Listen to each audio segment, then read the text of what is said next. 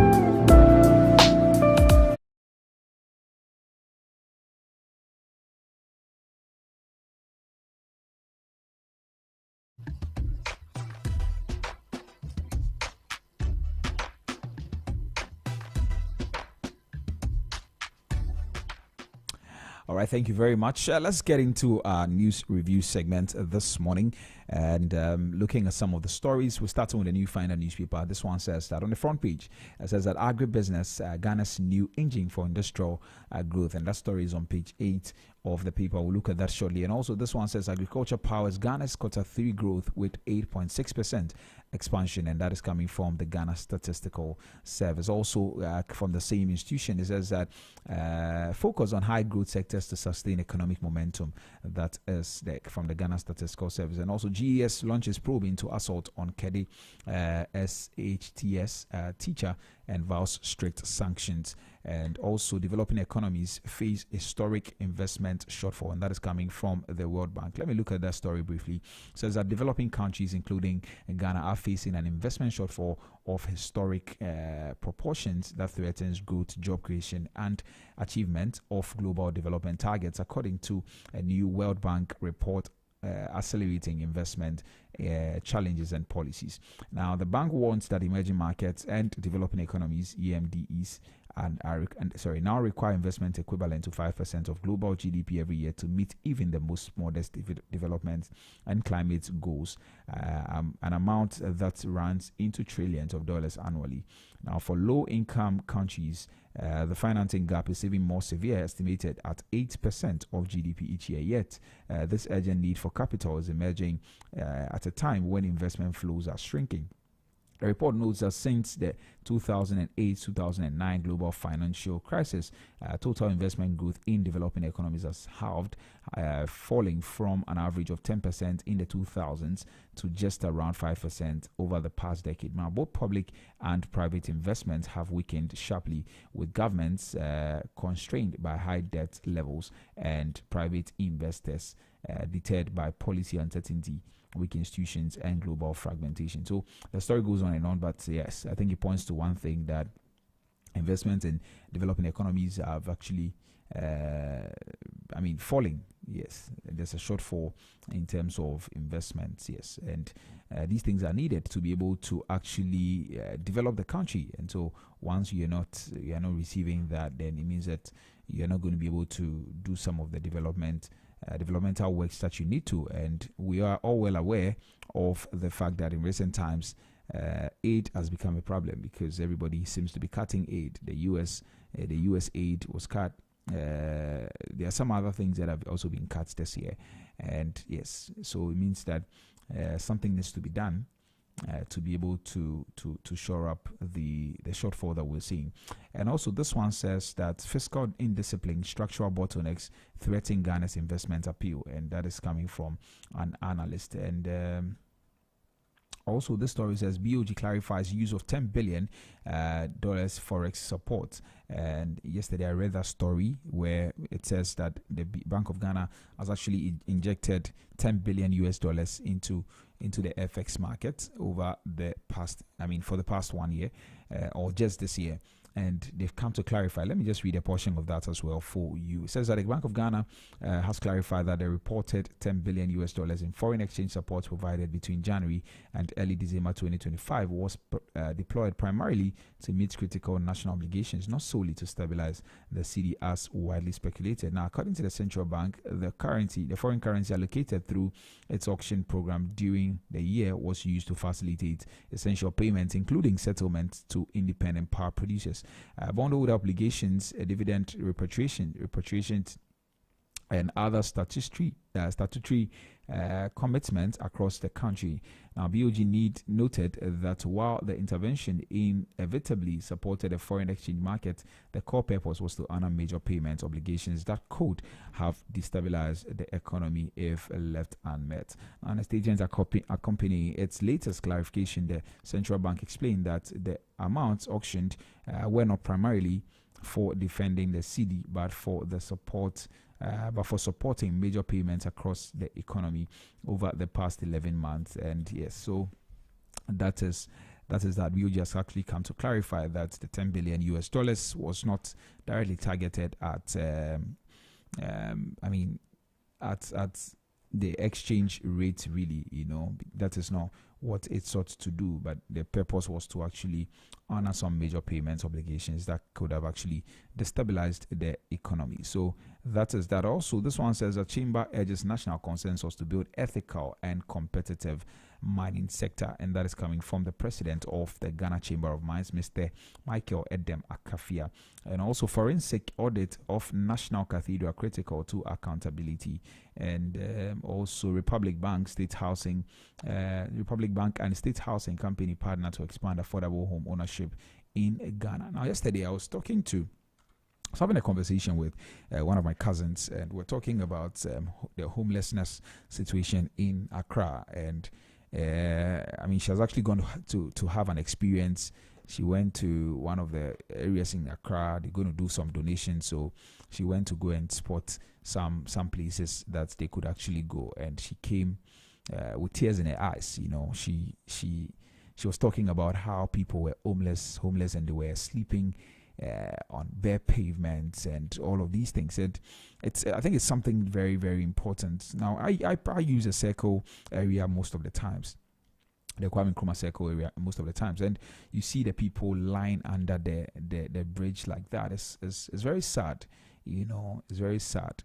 I know that we have a deficit when it comes to home ownership and also the accommodation issues here in Ghana, but Accra is crazy. I think we really have to work on that, and Republic Bank has actually intensified their efforts to address the nation's persistent housing deficit, estimated between 1.8 and 2 million units through a strategic partnership with the State Housing Company Limited. The collaboration aims to increase access to quality, affordable homes while supporting Ghana's broader social and economic development goals. Now, the unfortunate thing that I've actually noticed is that the affordable housing that we say is not really affordable. It depends on who you are to be able to purchase it. And it's quite unfortunate that we've also been playing politics when it comes to some of these things as a country. Very, very unfortunate. But let me continue reading the story. It says that the two institutions formalized their partnership through a memorandum of understanding signed at a ceremony attended by top management and stakeholders from both organizations. And I think I missed that. From both organizations. Speaking at the signing, Republic Bank MD Dr. Benjamin Joboku emphasized that the partnership represents a critical step toward improving housing accessibility across the country. And this partnership is designed to support Ghanaians in achieving their dreams of home ownership. And Dr. Joboku explained that the initiative aligns with Republic Bank's 5-year strategic plan, which prioritizes national development interventions, including initiatives to close the housing gap. Under the MOU, Republic Bank will provide mortgage financing to SHC clients and other eligible Ghanaians, making home ownership financially feasible for a larger segment of the population. And the partnership will particularly benefit working Ghanaians who can demonstrate creditworthiness but previously face financial barriers to home ownership. And yes, so the story goes on and on. I think it's actually a good news when there is PPPs, public-private partnerships to solve problems that are happening or problems that persist in our community or in our country. So that's actually a very good news. We hope to see what comes out of that. Well, also, cybersecurity expert calls for stronger public awareness to curb social engineering risks ahead of the launch of the ECD. And also, government deploys emergency buses on key Accra routes to ease peak hour transport pressure. Let me just read a portion of that story because it's a big one. Anytime I use the Shashi area, I see a lot of people who have closed from work. And the Accra situation is that you wake up very early to be able to get to work early, and you can't leave the office early too because you have to stay. I mean, you have to stay there so that the traffic will ease a bit. Because if you leave, depending on where you're actually standing or where you're going, or you're going to get your bus, you might be able to stand. You might stand in the traffic for so long. And I've seen a lot of people complain. And I begin to ask myself that what exactly can be done about it. It's very interesting that the Transport Ministry has also noticed that, and they are actually deploying some emergency buses on key Accra routes. I don't know whether it's a bus situation or it's a traffic situation in town, because if you look at it clearly, sometimes it's not like the cars are not enough, but when the cars leave, and they are returning, they have to struggle. But particularly the those who get their buses from Shashi. I'm sure maybe some of you might be listening to me this morning. When I pass that area, I see a lot of people who are rushing to get cars. And sometimes you even see private cars actually offering to use their cars to transport people, like a regular public transport. And so you see some nice private car and they are saying kaswa, kaswa, kaswa. Because when the cars go, they struggle to come back because of the traffic situation there. So I don't know, but even though this is a good initiative by the ministry, I'll read a story shortly, but even though I think this is a good one by the ministry, I also think that the traffic situation in town is actually the problem, and we need to solve that. Once you're able to deal with that, then I think we're going to be able to see a smooth flow. But because people tell me that they spend 1 hour in traffic, they spend 2 hours in traffic before they're able to get to their homes, where maybe it shouldn't even take them more than 45 minutes to be able to get to their homes, but they have to spend a lot of time in traffic. And it's a big problem we are facing, because it affects our productivity and a lot of things. People will be stressed at the end of the day. We have to really deal with that. But let me read a story that I'm seeing here. It says that the Ministry of Transport has rolled out an emergency bus deployment strategy across 4 major transport corridors in Accra in a bid to ease the city's growing peak hour congestion. Now, beginning today, December, okay, so that was yesterday, December 10, at least 8 buses will operate on each selected route between 4:30 p.m. and 8:30 p.m. Now, the period considered most challenging for commuters heading home after work. So Transport Minister Joseph Nikpe Bukari, who briefed journalists on the initiative, said the temporary measure is meant to provide safer, more reliable and more affordable travel options, while long-term solutions are being explored. According to him, the targeted corridors are the Accra Madina Adenta stretch, Accra Achimota Amasaman stretch, also the Accra Malam Kaswa corridor. Yes, that's what I was talking about earlier. And the Accra Tema Beach Road. Now, each route will receive a minimum of 8 state transport company buses, STC buses, many of which are vehicles returning from long-haul assignments and not scheduled for immediate redeployment. Mr. Bukari added that the ministry intends to scale up the number of buses in the coming days to ensure that more commuters can be transported efficiently and safely. Beyond easing traffic pressure, the Transport Minister also signaled a clampdown on commercial drivers who operate outside recognized transport unions. He criticized such operators for charging arbitrary fees, especially during peak periods, and undermining efforts to maintain order in the transport sector. And he stressed that only drivers affiliated with approved unions would be allowed to operate, noting that the ministry, together with the transport unions, will begin a strict enforcement exercise to flush out unauthorized commercial drivers. And I like this so much. I mean, kudos to the minister, Joseph Nikpe Bukari. Very, very thoughtful initiative being carried out there. Very, very brilliant. Very, very brilliant. I am particularly impressed because I know the ordeal people go through. I don't go through that, but I know what people go through to be able to get to their homes after work. And they have to, some people get home as late as 8-9 p.m. because of traffic, because they couldn't get cars to their or buses to their homes. And they have to also wake up the next day. It puts a lot of stress on people, So these initiatives are very good, because one thing too that I have seen is that during the peak hours, the transport operators, essentially the cars, the mates and the drivers, actually begin to charge exorbitant fees because they want to. They know that there's a demand. So if you don't pay, so maybe a regular route that you take, maybe from East Legon to say Accra, maybe it's 8 cedis. Because of the peak hours and the demand, they can be charging 10 cedis for that.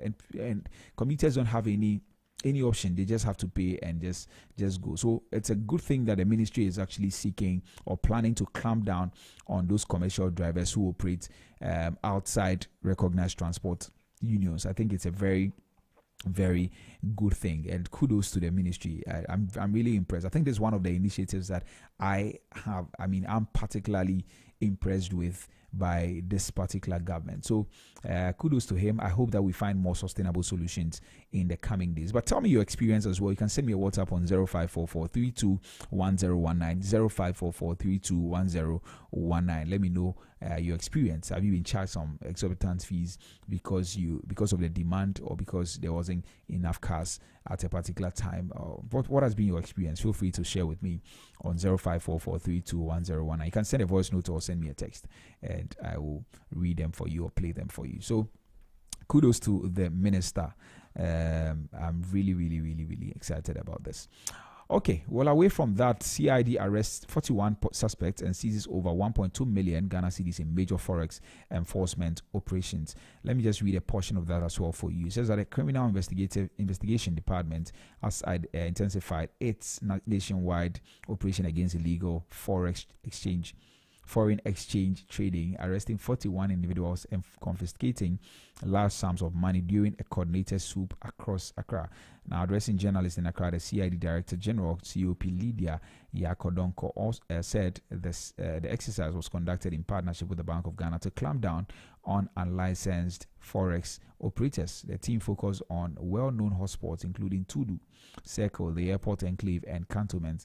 Now, according to COP Donko, the operation kicked off at dawn and led to the arrest of 29 individuals engaged in unauthorized forex dealings. A total of 29 suspects were picked up, comprising Togolese, Beninois, Nigerians, and Ghanaians, she said. A second phase of the exercise, carried out roughly an hour later, resulted in 12 additional arrests, bringing the day's total to 41. Now, the police also secured substantial amounts of money in multiple currencies. COP Donko said the team recovered 1.2 million Ghana cedis, 1,000 CFA francs, francs CFA really, and 3 million plus Nigerian naira, including 1 million Nigerian naira stored electronically on a mobile or money point device. Yes, and it goes on and on. So actually, we've been talking about the effect of the Abuchi, those we call the Abuchi people who are doing the forex trading. Sometimes when you're passing, they will just be calling you and asking you to come and change your money if you have any money to change, or you have any foreign currency you want to change for Ghanaian cedis. Then you go to them, and they are around the Tudu area, and I've seen them a lot of times there, even some parts of Circle and all of that. So there's a clamp down. It is illegal to actually do that, and so kudos to the CID for doing its work, and kudos to the Bank of Ghana as well for collaborating with the CID. I think those are some of the things that we have to do if we really want our economy to be in shape. Maybe one day we'll have a conversation on the effect of that really on the economy, the effect of their operations on our economy, so that you get to understand things a bit better. So that is that. And also this one says that GES launches probe into Kade. Okay, I think I read that already. Government withdraws revised lithium agreement for wider consultation. And also President Mahama scraps COVID-19 levy. Yesterday was a big day for those who have been crying and saying that, hey, let's scrap COVID-19 levy. Yesterday, the president actually officially signed it. Let me just read a portion of that story. It says that President John Dramani Mahama has officially signed the COVID-19 Health Recovery Levy Repeal Act 2025, bringing an end to the 1% tax that has applied to goods, services, and imports since the COVID-19 era. Now, the move forms part of government's broader efforts to eliminate what it describes as nuisance taxes and provide relief to households and businesses facing rising living costs. Now, the repeal, which takes effect in January 2026, follows approval by Parliament just last month. Now, by removing the levy, government hopes to ease the financial burden on consumers and support the business community as the economy continues its post-pandemic recovery.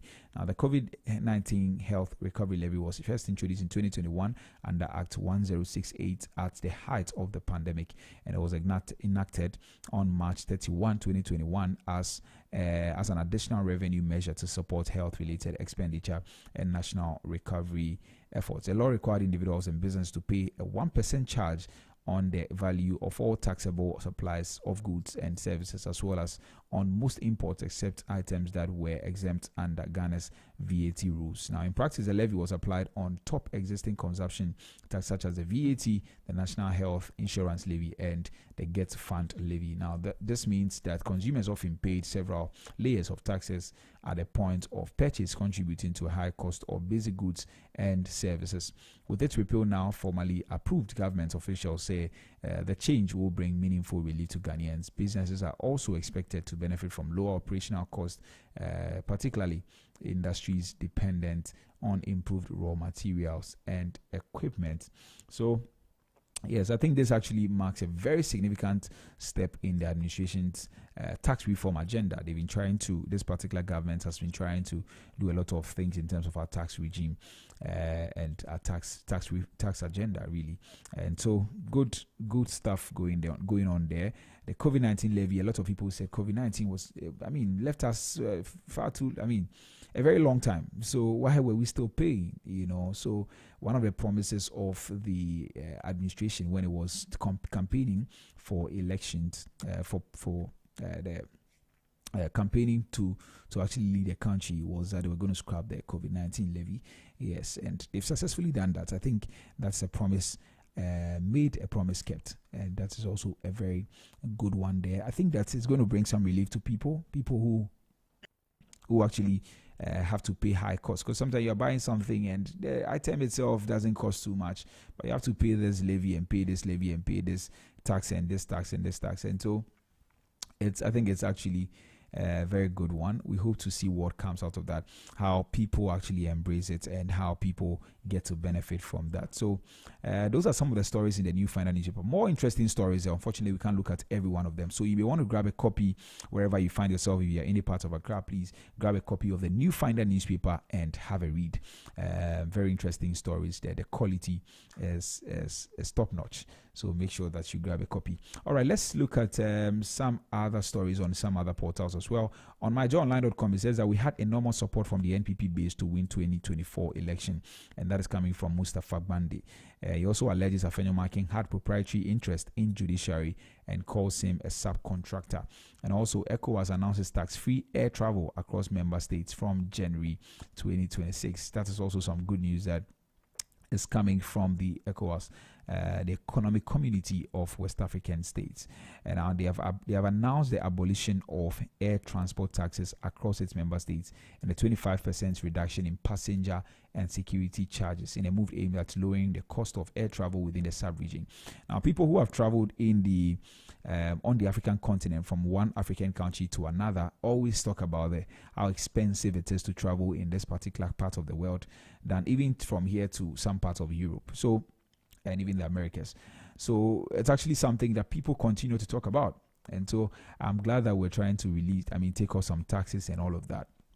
Maybe one day we'll have a better conversation around this and look at all the things that go in there. But good news coming there. Maybe next year I'll be traveling some more. All right, anyway, so let's look at some other stories as well. Ayari Gaddafi also draft bill to abolish OSP. I understand that somebody has also petitioned the Supreme Court or so, or the Attorney General, one of them, to actually abolish the OSP. So they are now drafting a bill to do that. Looks like the Office of the Special Prosecutor is going to leave us very soon. The debate was whether the man who was manning the institution should go or the institution itself. So those were the conversations. A lot of people said, no, maybe if we are not seeing the efficiency there, then let's let the man go. But it looks like the office itself is going to go based on the bill and what comes out of that. So let's monitor that. It's a developing story. Hopefully we get to see what comes out of that. But you can also share your thoughts. If you think that the OSP or the man should go, let us know. 0544321019. Let me look at some other stories also. This one says, too busy fixing Akufo-Addo mess. Grande says presidency has no time for NPP third term propaganda.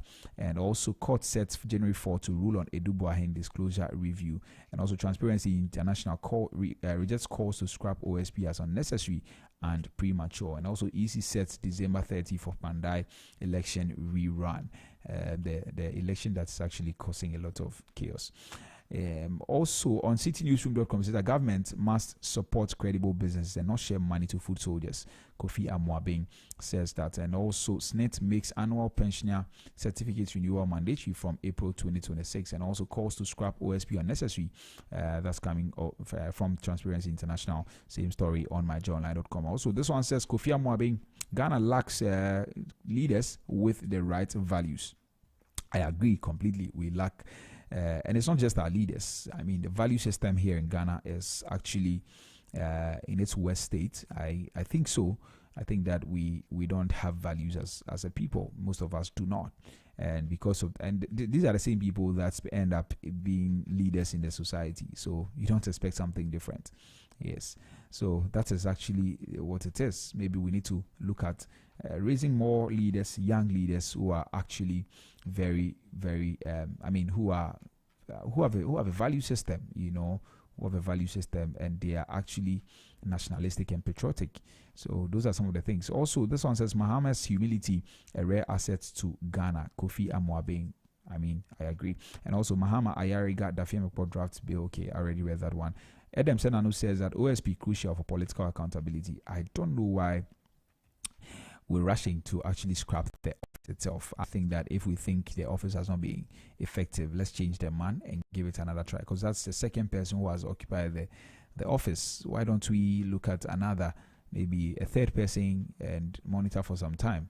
And but the moment we're trying to scrap the entire office, what happens to the cases? I know they are going to be transferred to the Attorney General if everything goes through, but the Attorney General is already handling quite a number of things, and that is also going to slow down the duration for prosecution and all of that. I think we have to check that. So those are some of the stories there. On the international front, on BBC, says a Venezuelan opposition leader makes first public appearance after months in hiding, and also Fed lowers interest rates but future cuts uncertain, and Trump launches $1 million gold card immigration visas. And also on CNN, it says that Ukraine presents response to US peace plan as Trump says European leaders want meeting. And also Trump launches gold card visa. I think I read something like that already. Let me move on. On Reuters, it says that USC sanctioned oil tanker off coast of Venezuela. Trump says that. And also over 30 sanctioned ships in Venezuela at risk after US tanker seizure. And on Bloomberg, silent dissent reveal growing Fed resistance to Powell's cuts, and billionaire Pijo jockey for Stellantis board seat as clout wants. So, all right, those are some of the stories this morning. Very interesting conversations going on in our newspapers and on our online portals. You can visit www.zmultimedia.com for some more news, and also our social media platforms, ZFMGH on Facebook and Z Multimedia on YouTube. Well, that will be all for our news review segment. My name is Nitrebi Hammond. Up next is business news. Please don't go anywhere.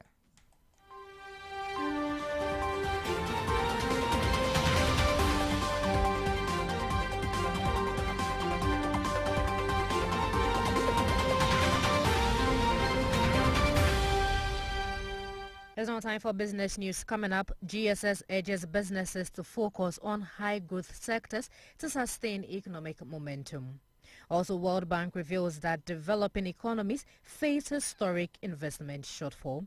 And then Ghana signs 7th bilateral debt deal and strengthens ties with Czech Republic. These and many more stories will be coming your way shortly. To stay with us. I am Praisebell Rosemont Labi. And on to the news in detail. Starting off, the Ghana Statistical Service GSS has called on businesses to channel investment into sectors demonstrating the strongest growth, highlighting their critical role in sustaining Ghana's economic expansion and supporting broader industrial recovery. Government statistician Dr. Alhassan Idrisu urged the public sector to prioritize ICT, trade, transport, crops and manufacturing, which together accounts for over 80% of total economic expansion. The statistician also highlighted the importance of aligning business strategies with government policy. He called on policymakers to stabilize the industrial sector by addressing challenges such as sharp decline in oil and gas while strengthening high-growth sectors to maintain the economy's momentum. He noted that the key programs in the 2026 budget must be implemented religiously to support industrial recovery, protect livelihoods, and ensure that Ghana remains on path of inclusive growth.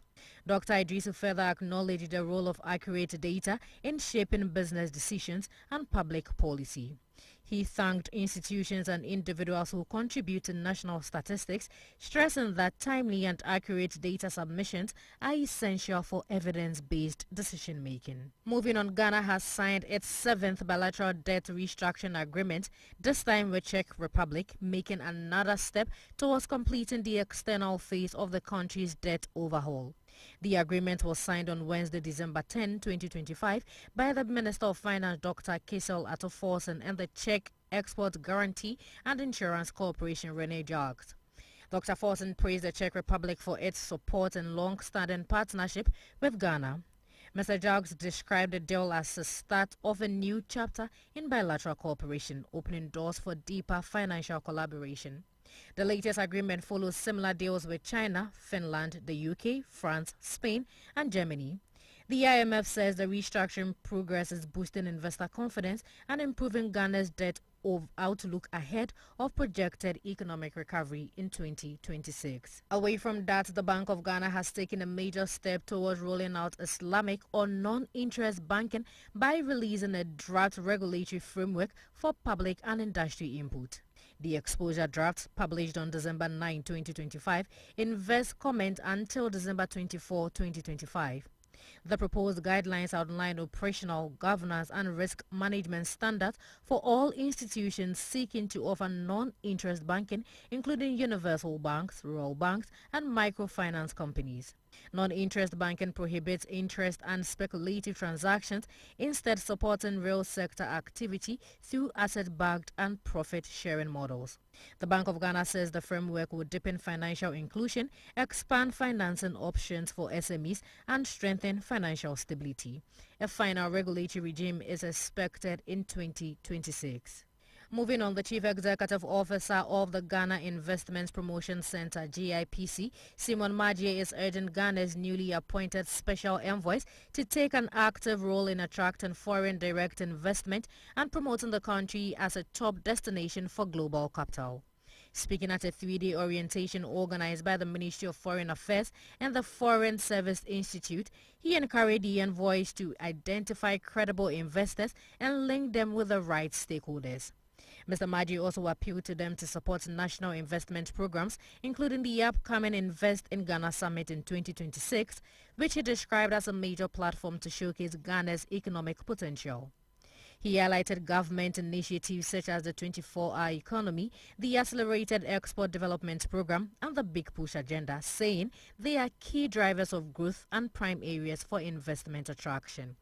The GIPC boss pointed to opportunities in sectors including manufacturing, tourism, renewable energy, pharmaceuticals, critical minerals, and green industries, noting that Ghana offers diversified prospects for investors. Moving on, Ghana's housing sector, grappling with 2 million unit deficit, is set for a boost as State Housing Company Limited and the Republic Bank sign a multi-partnership to improve affordability and home financing access.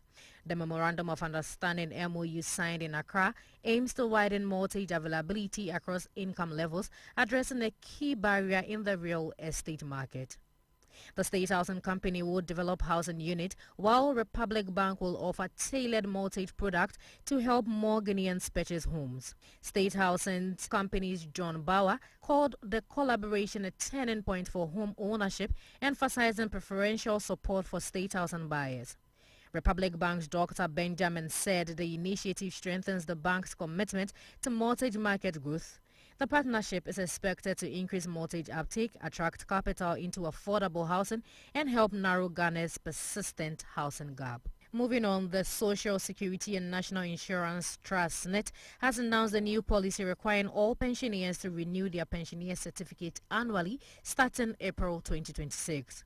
The renewal must occur during the pensioner's birth month to ensure uninterrupted pension payment. The policy applies to retirees at both the compulsory age of 80 and the voluntary age of 55. Pensioners can renew certificates via the SNET mobile app with facial verification, virtual branch, partner banks or any SNET branch. Special arrangements are in place for those with mobility challenges, including home verification visits. SNET will send reminders at least 1 month before the renewal month via SMS, email or other approved channels. And on to our last story for the bulletin. Developing countries, including Ghana, are facing an investment shortfall of historic proportions that threatens growth, job creation, and the achievement of global development targets, according to a new World Bank report accelerating investment, challenges, and policies. The bank warns that emerging markets and developing economies now require investment equivalent to 5% of global GDP every year to meet even the most modest development and climate goals, an amount that runs into trillions of dollars annually. For low-income countries, the financing gap is even more severe, estimated at 8% of GDP each year. Yet, this urgent need for capital is emerging at a time when investment flows are shrinking. The report knows that since the 2008 to 2009 global financing crisis, total investment growth in developing economies has hovered, falling from an average of 10% in the 2000s to just around 5% over the past decade. Both public and private investment have weakened sharply, with governments constrained by high debt levels and private investors deterred by policy uncertainty, weak institutions and global fragmentation. Ending business news. And this is where we draw the curtains on business news. But before I go, a recap of our top stories. The Ghana Statistical Service has urged businesses to focus on high growth sectors to sustain economic momentum. Also, the World Bank has revealed that developing economies face historic investment shortfall.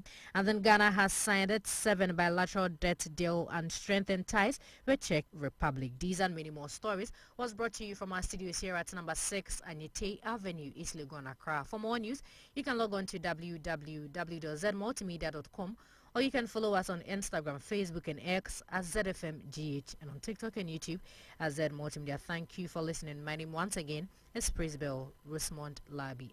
You're tuned in to Zed 101.9 FM, your lifestyle, leisure, and business radio.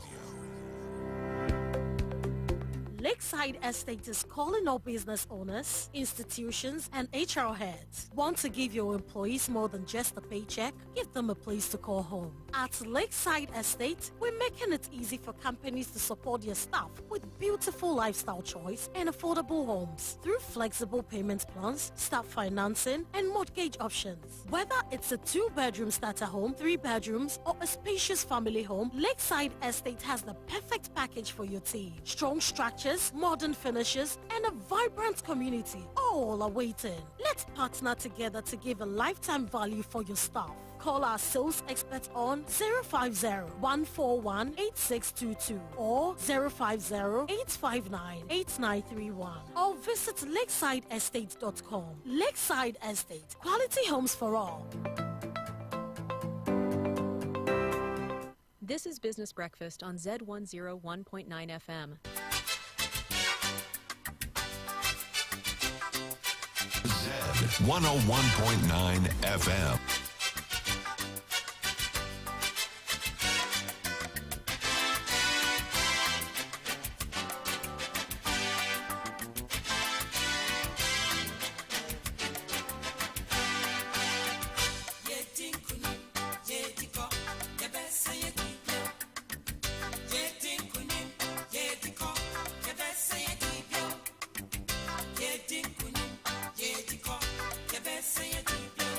Akucha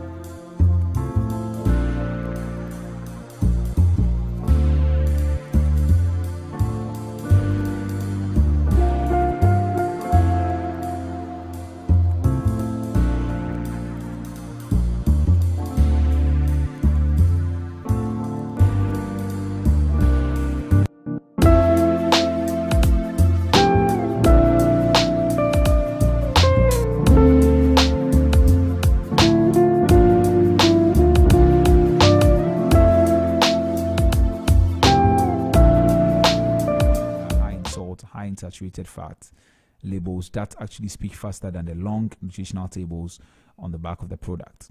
Now, today we're exploring how these little black and white warnings are influencing what we buy, how we eat, and even how long we stay healthy.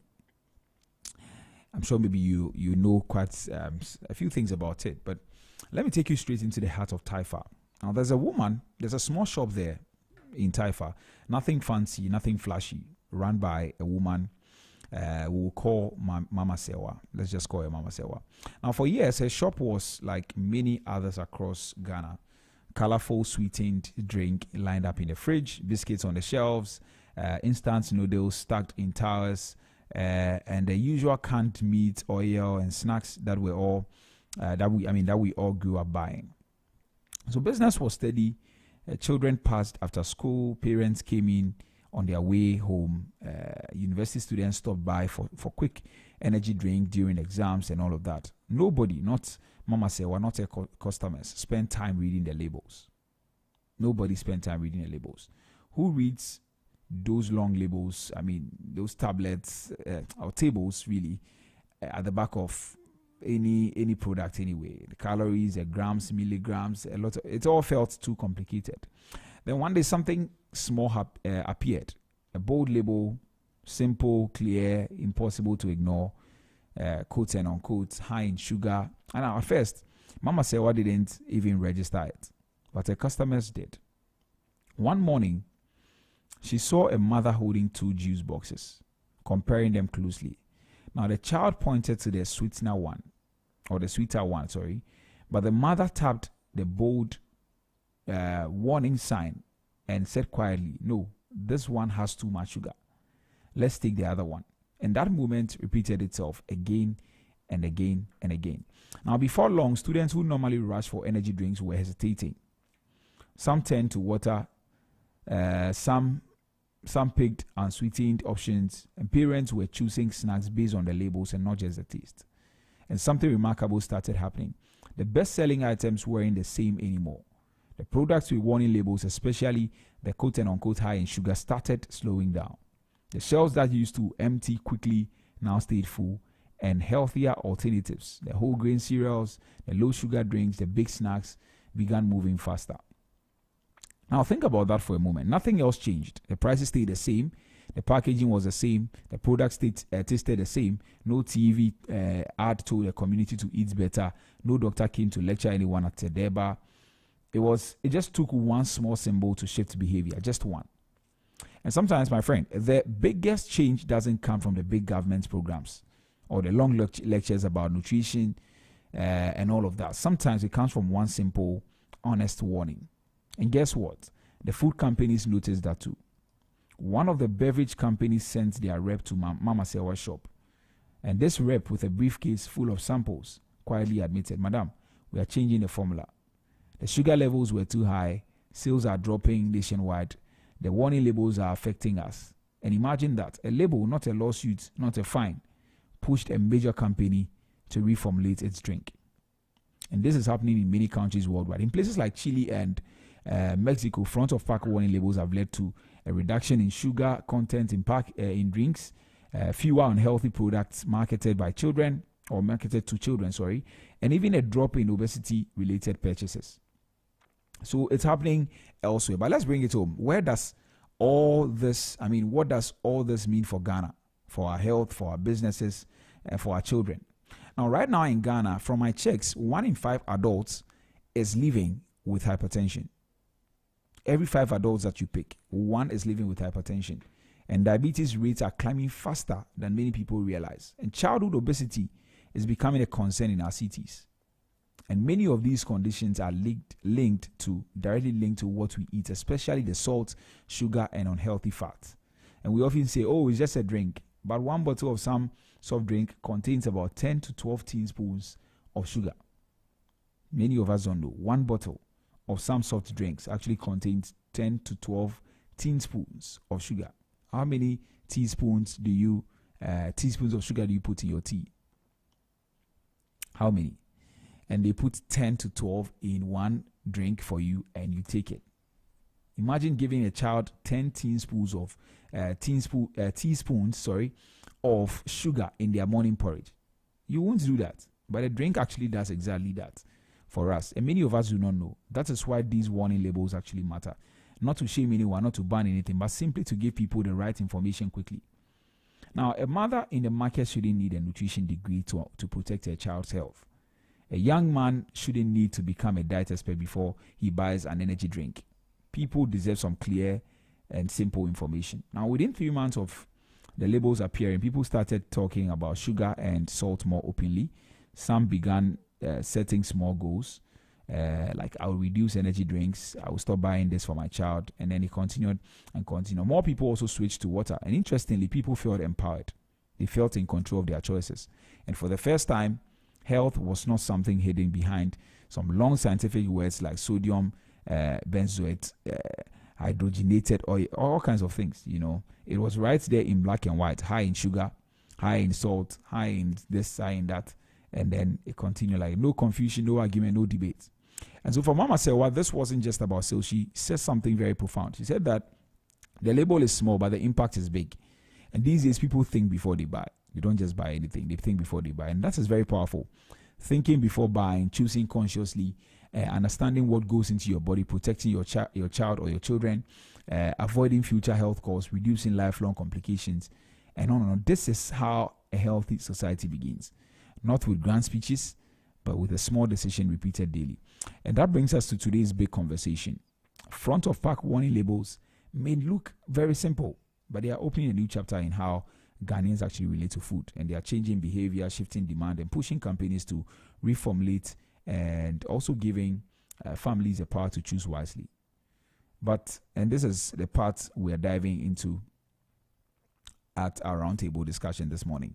The story doesn't end there. The questions we must ask, are these labels enough to change long-term habits? Will companies reduce sugar genuinely or replace it with something else? And all of these are big questions, important questions, and they go far beyond Mama Sewa's shop. So please don't go anywhere. Stay with us, because in just a few minutes, our roundtable of nutrition experts, dietitians really, will come to share with us a few of the things that they know. And so if you're a parent, you're a shop owner, or a health conscious consumer, or someone simply trying to make better food choices, today's discussion is for you. Please don't go anywhere. We're going to get into our roundtable discussion very soon. But this is all for Business Brief this morning. Up next is Transport Today with Solomon Tetenati. Please stay tuned. This is the pre-boarding announcement for flight 3728. Ignition sequence start. 6, 5, 4, 3, 2, 1, 0. All engines running. Liftoff. We have a liftoff.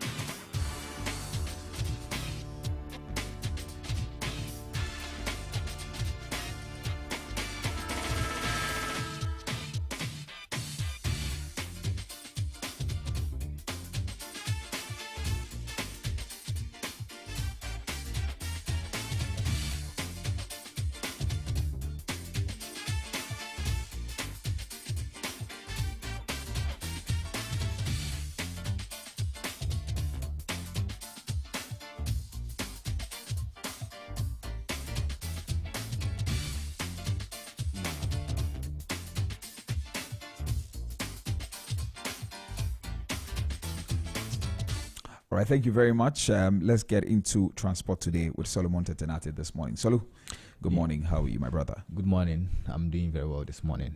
How about you? I'm doing well too, by God's grace. And today is a very happy day in my life. I'll tell you the good news later. Okay. Yes, I'm very excited today. Oh, I see. Yeah. I see. Anyway, tell us what you have for us. All right. So it's time for Transport Today, and I'm taking you through the local flight schedules for today. We will be also looking at the stories trending in the aviation sector and also the traffic situation in town. But let me start with the flight schedules. And I'm starting with Passion Air Accra to Kumasi. Morning schedules are 6:20 a.m., 8:50 a.m. and 11:20 a.m. for Passion Air. Morning schedules for Accra to Kumasi. Afternoon schedules are 1:50 p.m. and 4:20 p.m. And then the evening schedule is at 7:20 4:20 p.m. It takes 40 minutes to get to your destination, so you should take note of that. Accra to Takoradi Passion Air morning schedule is at 6:20 a.m. and then afternoon schedule is at 4:20 p.m. Morning schedule 6:20 a.m. and then afternoon schedule 4:20 p.m. It takes 50 minutes to get to your destination. Accra to Sunyani Passion Air has only one flight available for the day at 9:10 a.m. 9:10 a.m. and it takes 1 hour to get to your destination. Accra to Wa Passion Air has only one flight available for the day at 9:50 a.m. 9:50 a.m. and it takes 1 hour 40 minutes to get to your destination. Now Accra to Tamale, morning schedule is at 6 a.m. and then afternoon schedules are 12:20 p.m. and 4 p.m. Morning schedule 6 a.m. Afternoon schedules 12:20 p.m.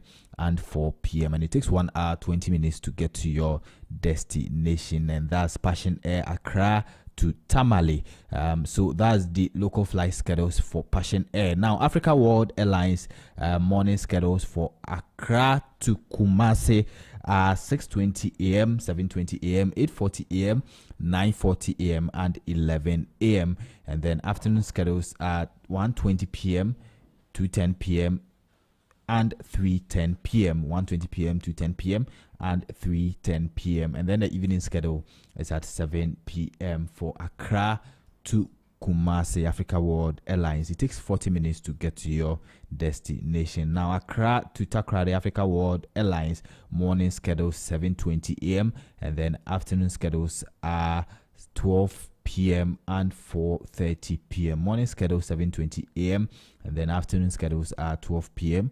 and 4:30 p.m. and it takes 40 minutes as well to get to your destination. Now Accra to Tamale Africa World Airlines morning schedules are 6:30 a.m. and 9:30 a.m. 6:30 a.m. and 9:30 a.m. and then afternoon schedules are 12:30 p.m. and 3:30 p.m. 12:30 p.m. and 3:30 p.m. and that's for Accra to Tamale Africa World Airlines. So these are the local flight schedules for Passion Air and then Africa World Airlines. Now let's look at the traffic situation in town, and today I'm coming to you from Ashaman and Tema. So currently there's traffic at Michelle Camp. If you are using the Wichley Road, you are going to experience traffic, and that's Tema Kosomo Road. You are going to experience traffic at Michelle Camp, so you should take note of that. The traffic actually starts from where the Khalifa Guest House is located on the Akosomo Tema Road, past Michelle Camp to where the Mamen's Leisure Park is located. And so you should take note of that if you are using the Akosomo Tema Road. So that's the traffic update for you around that area. And there's also traffic at Ashaman Runabout. There's massive traffic at Ashaman Runabout, so you should also take note of that. The traffic actually starts from Afrewa Junction all the way to Ashaman Runabout, so you should take note of that if you are using that route. And also you experience traffic at the MTN office motorway exit. So if you are using that route, also you are to experience traffic around that area, so you should take note of that. So that's the traffic update around the Akosomo Tema roads. Now let's come to Tema Golf Park. There's also traffic spotted at that area, so you should take note of that. The traffic starts from the Tema Golf Park to the Zonda Tech Ghana, so you should take note if you are using that route, and that's the Accra Aflao Road. So that's the traffic update for you on that stretch. And also at Tema Community 25, you are going to experience traffic, massive traffic at Community 25 supermarket, heading towards where the Palace Shopping Center is located. So you should take note of that if you are using the Tema Community 25 route, where the supermarket is located, all the way to Palace shopping center. There's massive traffic around that area, and also there's traffic spotted at Community 25 Mall heading towards the Cream Rusian bakery. So you should also take note of that if you are around that area. So that's the traffic update for you at Tema. Now let's come to Hacho. There's traffic spotted at Transition heading towards Kwabenya. You are going to experience traffic at the Atomic Hacho Road.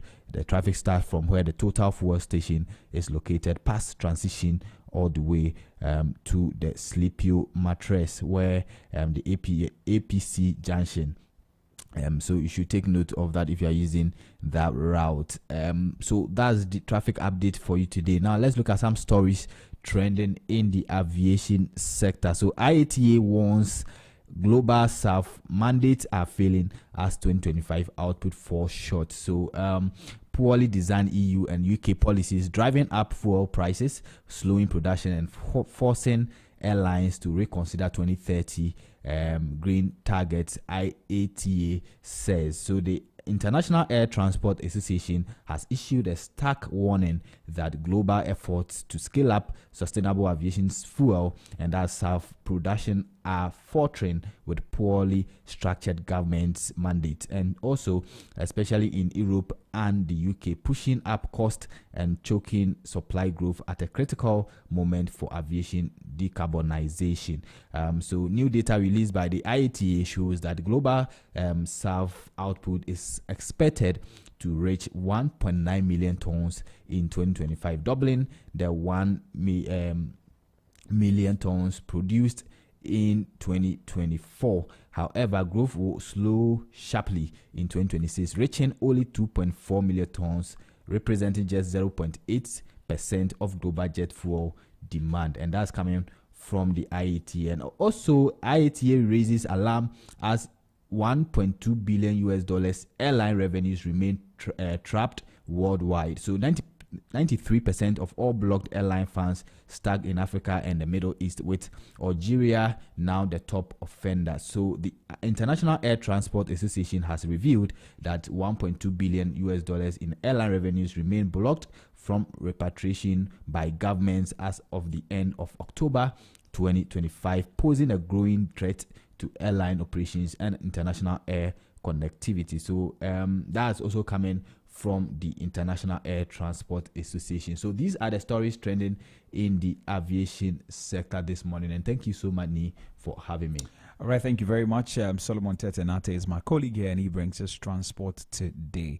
We're going to take a quick music break, and when we return, Emmanuel Barton will be joining me for the Market Trends segment. Please don't go anywhere.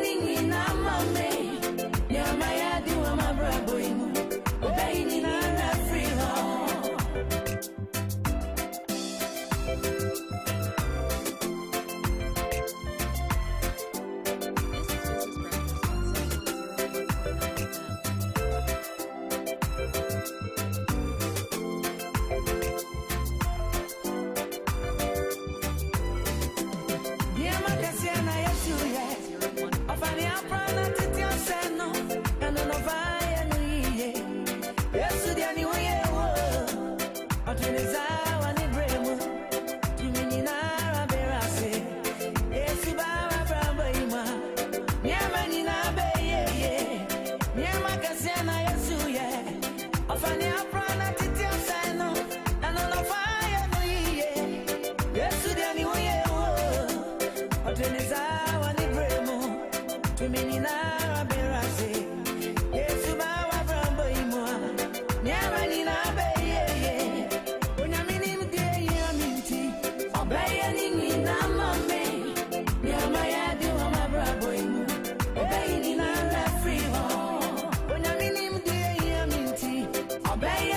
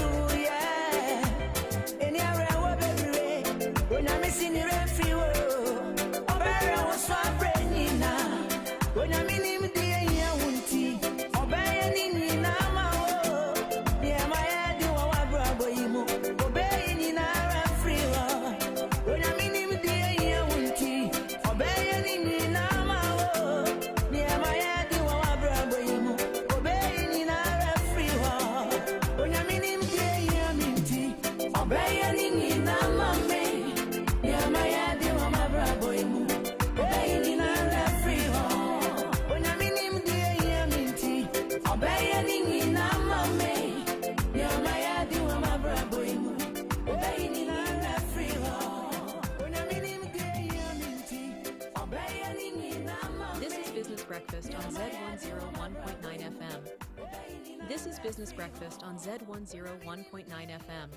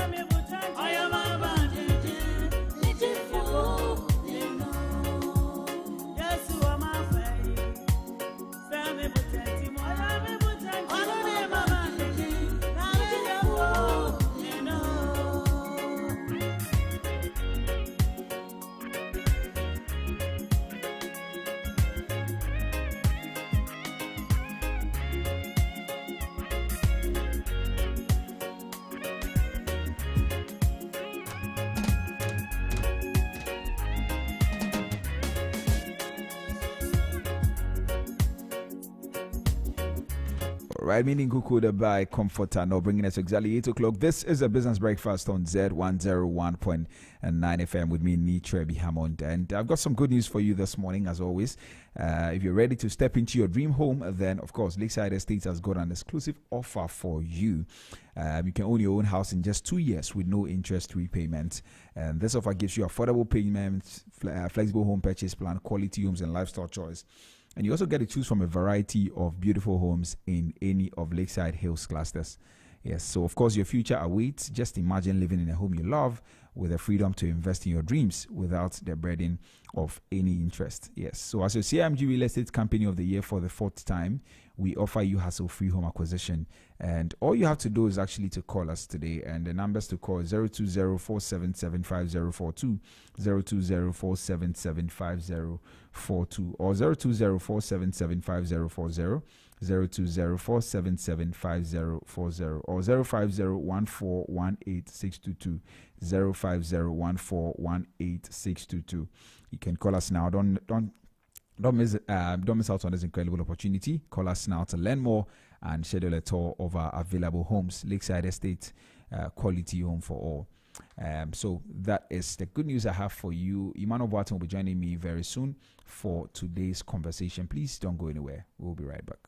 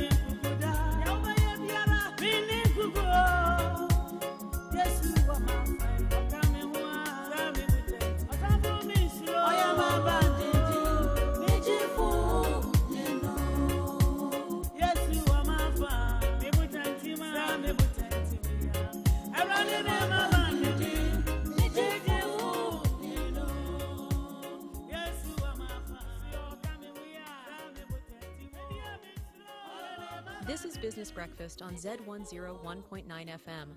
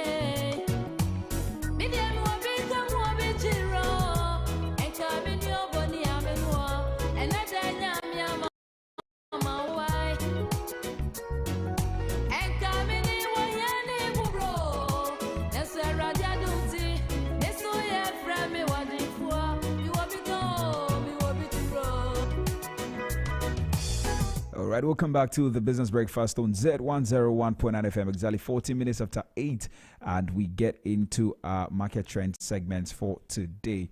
But that was Ama Boahima and Nyoni Masem, very powerful song right there, with very powerful lyrics. So let's look at what we're doing this morning. Now, new figures from the Ghana Statistical Service actually show that Ghana's economy expanded by 5.5% in the third quarter of 2025. Compared with the same period last year. A sign of continued growth and resilience, even as global headwinds actually persist. Now, while the pace is slower than the 7% growth recorded in quarter 3 last year, the expansion was broad-based with strong contributions from agriculture, services, ICT, trade, transport, and also education. Now, notably, agriculture rebounded sharply and services remain Ghana's largest engine of growth. And I think in the past few days, we've been talking about the service sector being what is actually going to drive the progress we're going to see. Now, remember, Fitch actually also projected a slight increase, I think 5.7 or so, 5.7, 5.6, thereabout, or 5.8 actually. I think we had a conversation on that earlier this weekend. So there's some progress there, and today we unpack what this particular 5.5% growth means for jobs, for investment, fiscal planning, and everyday Ghanaian business, and how should we interpret these numbers, bullish, cautious, or somewhere in between. And that's exactly what we're trying to explore this morning with our in-house economic analyst who joins me over the phone lines. Ima, good morning. Hello, Ima. Good morning, Nitabi. Yes, how are you doing, my brother? Yeah, I'm doing very well. How about you? Yeah, I'm well too, by God's grace. Thank God. Right. Okay. So let's get into it now. 5.5% GDP growth. Good news. How significant is that? Especially compared to the 7% growth in the same quarter last year? Thank you very much. I want to say a big good morning to all our cherished listeners who keep listening to us day in, day out. I think that the first point I want to make is that the 5.5% growth that we recorded in the third quarter of this year is still a very strong performance. And I say this because of the global economic climate and turbulence that we've gone through, the slow global trade, high financing costs, and the disruptions in the supply side. All of this together, I think that explains why the performance was not as much as the 7% that we saw in the previous year. I want to note that while it is lower than the 7% third quarter growth in 2024, it should not be interpreted as a downturn. Yeah, of course, when you look at the numbers, then it is a downturn. But in your interpretation, I think a few things have to be acknowledged. And I want to begin with what last year was all about. You know, last year was all part of the recovery phase, the early recovery. And you will note that 7% is comparable to our post-COVID recovery momentum and unusually strong base effect, which made the numbers look higher. And that is what we explain by saying that if you are growing from a place of lower strength, the chances of you growing higher is more likely relative to growing from a place of higher strength. To put it differently, it is easier for somebody to move from 5% to 50% than from 90% to 95%. Right. And that is precisely what we see. I think another important factor that we must also not miss is that Ghana's macroeconomic indicators have been undergoing major adjustments. The first one we want to note is the tight monetary policy stance that we've seen in our economy so far. You couple that with fiscal consolidation that we've seen under the IMF supported program as well. Usually, such adjustments slow down growth immediately, and then you see a significant slowdown as we have observed. And for the year, the fact that the economy still expanded by some 5.5% shows the underlying resilience of key sectors, especially services and agriculture. I think maybe the last one I want to note is that this good number signals that some sectors of the economy are responding positively. Positively to what? They are responding to the declining inflation, they are responding to the reducing or declining interest rates, and the relative stability of the city. And when you look at this all together, it means that consumer confidence and investment appetite may be returning. They may be returning gradually. The growth remains above the sub-Saharan economy. So in the regional context, I still believe that Ghana is performing strongly. So when we put all of it together, what I would say is that the 5.5% figure shows a stabilizing and moderately expanding economy, even though it is a steep fall, or if you like, it's a decline from what we saw from last year's exceptional recovery rate growth. I see. So, it's something worth being excited about, regardless. Yes, it's something worth being excited, especially looking at how it is explained. If you just look at it as numbers, then you say it's a downturn. But if you look at the factors underlying the numbers, then you will not say it's a downturn. Right. You clearly understand what has happened. Right. Okay, but which specific sectors actually drove this 5.5% expansion, and what does that tell us about the current structure of our economy? All right, so I see you've asked me two questions in one. The first is which specific sectors are driving the growth? Exactly. The growth was largely driven by agriculture, services, and some specific sectors like ICT, trade, education, health, and transportation. You see, that's a mix. It's a good mix, and it's a clear indication of a structural shift in Ghana's economy toward domestic demand and service delivery, rather than heavy dependence on our extractives. See, look at the numbers. Agriculture's rebound was a major boost. It helps to moderate food prices and support rural income. And when you look at how inflation even performed within that period, we're talking about third quarter of 2025. What is the third quarter of 2025? It is July, August, September.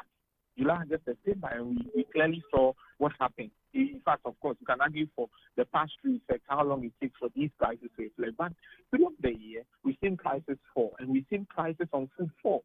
Today, as we speak, we are looking at a single-digit food price, and that didn't just happen. It happened based on performance. Let's look at the service sector. You see, it was the main driver of growth in the second quarter and in the first quarter. And so I'm not surprised it's so strong, especially ICT and financial-related services. And it shows our place as a service-led economy. The only worry I usually have is that our industrial base, our industry sector, seems to be suffering. And it is an area that we need to pay close attention to because, typically in the normal or standard economic literature, what we know is that agriculture leads the growth, industry picks up, and then services continue. But in a situation where agriculture is performing well, you don't see good growth in industry, and you see service picking up the way it is doing. That is where my concern is. And I think that, albeit a positive news in terms of the trend of our GDP, we still need to pay some close attention to our industrial base. And, because in the industrial base, a lot of factors affect it too. And that is why we must also understand. Due to the relative currency stability, we saw some modest improvement in the domestic production also has some impact in there. But the contraction in mining and oil indicates that we are moving into a phase where growth is led side to commodity extraction. And this is generally positive because it helps to bring down the vulnerability to global commodity price shocks. So the key takeaway here is clear, literally. This is generally, it's a growth that is powered by domestic facing. It's from within. It's not something that is coming from elsewhere. Right. And I think that the sectors that are also doing well are heavy on employment as well. So that is also another good news, rather than merely the extractive, as we may have seen in some time past. So for me, this is healthier, and the drivers are good, although there is more room for improvement, especially around our industrial base. I see. Now, you talked about agriculture. I think a typical evidence that we can talk about is that recently we've seen a lot of gluts and food, from maize, rice, even egg and all of that. So we see that it posted a strong rebound. You talk about that. What factors actually contributed to this, and also how sustainable is that? Is the recovery? All right, thank you. Because a strong rebound is linked to improvements in our weather patterns, especially after the challenging conditions that we saw earlier in the year. Better rainfall supported crop yields, especially our staples, including maize, yam, rice, and the like. Now, additionally, our investments in input subsidies, irrigation expansion, and mechanization under various government programs help in boosting our production levels in some regions, as we have seen. Right. I think another key explanatory factor is the stabilization of fuel prices and transport costs. In fact, when you look at our numbers, you will see that transport costs are falling.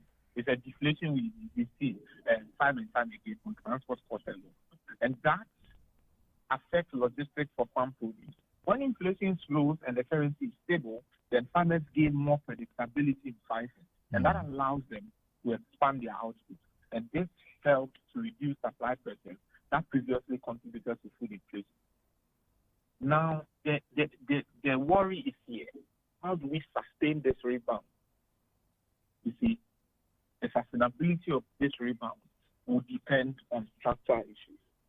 When you look at it, Ghana's agriculture has its own issues, although it has been positive so far. And our issues are that our agriculture still depends on rainfall. We still depend on rainfall patterns. And I noted to you how we lose about 25 to 35% post-harvest losses due to climate issues. You see, so climate issues, rainfall patterns, among other things, are all factors that affect our crop yield. And so we should be able to fix that. We don't have enough silos, enough storage facilities, and there are inefficiencies in our market. And so we tend to lose out on even the ones we have been able to produce. And because we are depending on rain, we are not able to produce as much. And I think that sustainability would require some deeper reforms. Reforms including irrigation expansion, agro-processing, improved distribution networks, and climate-smart agriculture. The rebound is encouraging, but I think that long-term resilience will be some significant investment. I see. Now, the services sector, I think on Monday or so, when we're talking about Fitch's projection, one of the things I remember you talked about was that that's actually what is going to drive the growth in 2026, which is actually something very positive. Now, we all know that services actually remain the largest contributor to GDP growth. Which parts of that, the services sector, are performing best and why? Thank you. Thank you so much, Annie. You know, the service sector continues to be the backbone of our economic growth, with strong performances from ICT, from transport, from trade, from education, from health, and financial services. You know, ICT has been one of the fastest growing areas due to the rise in mobile money usage, digital banking, cloud services, and the growth of our overall.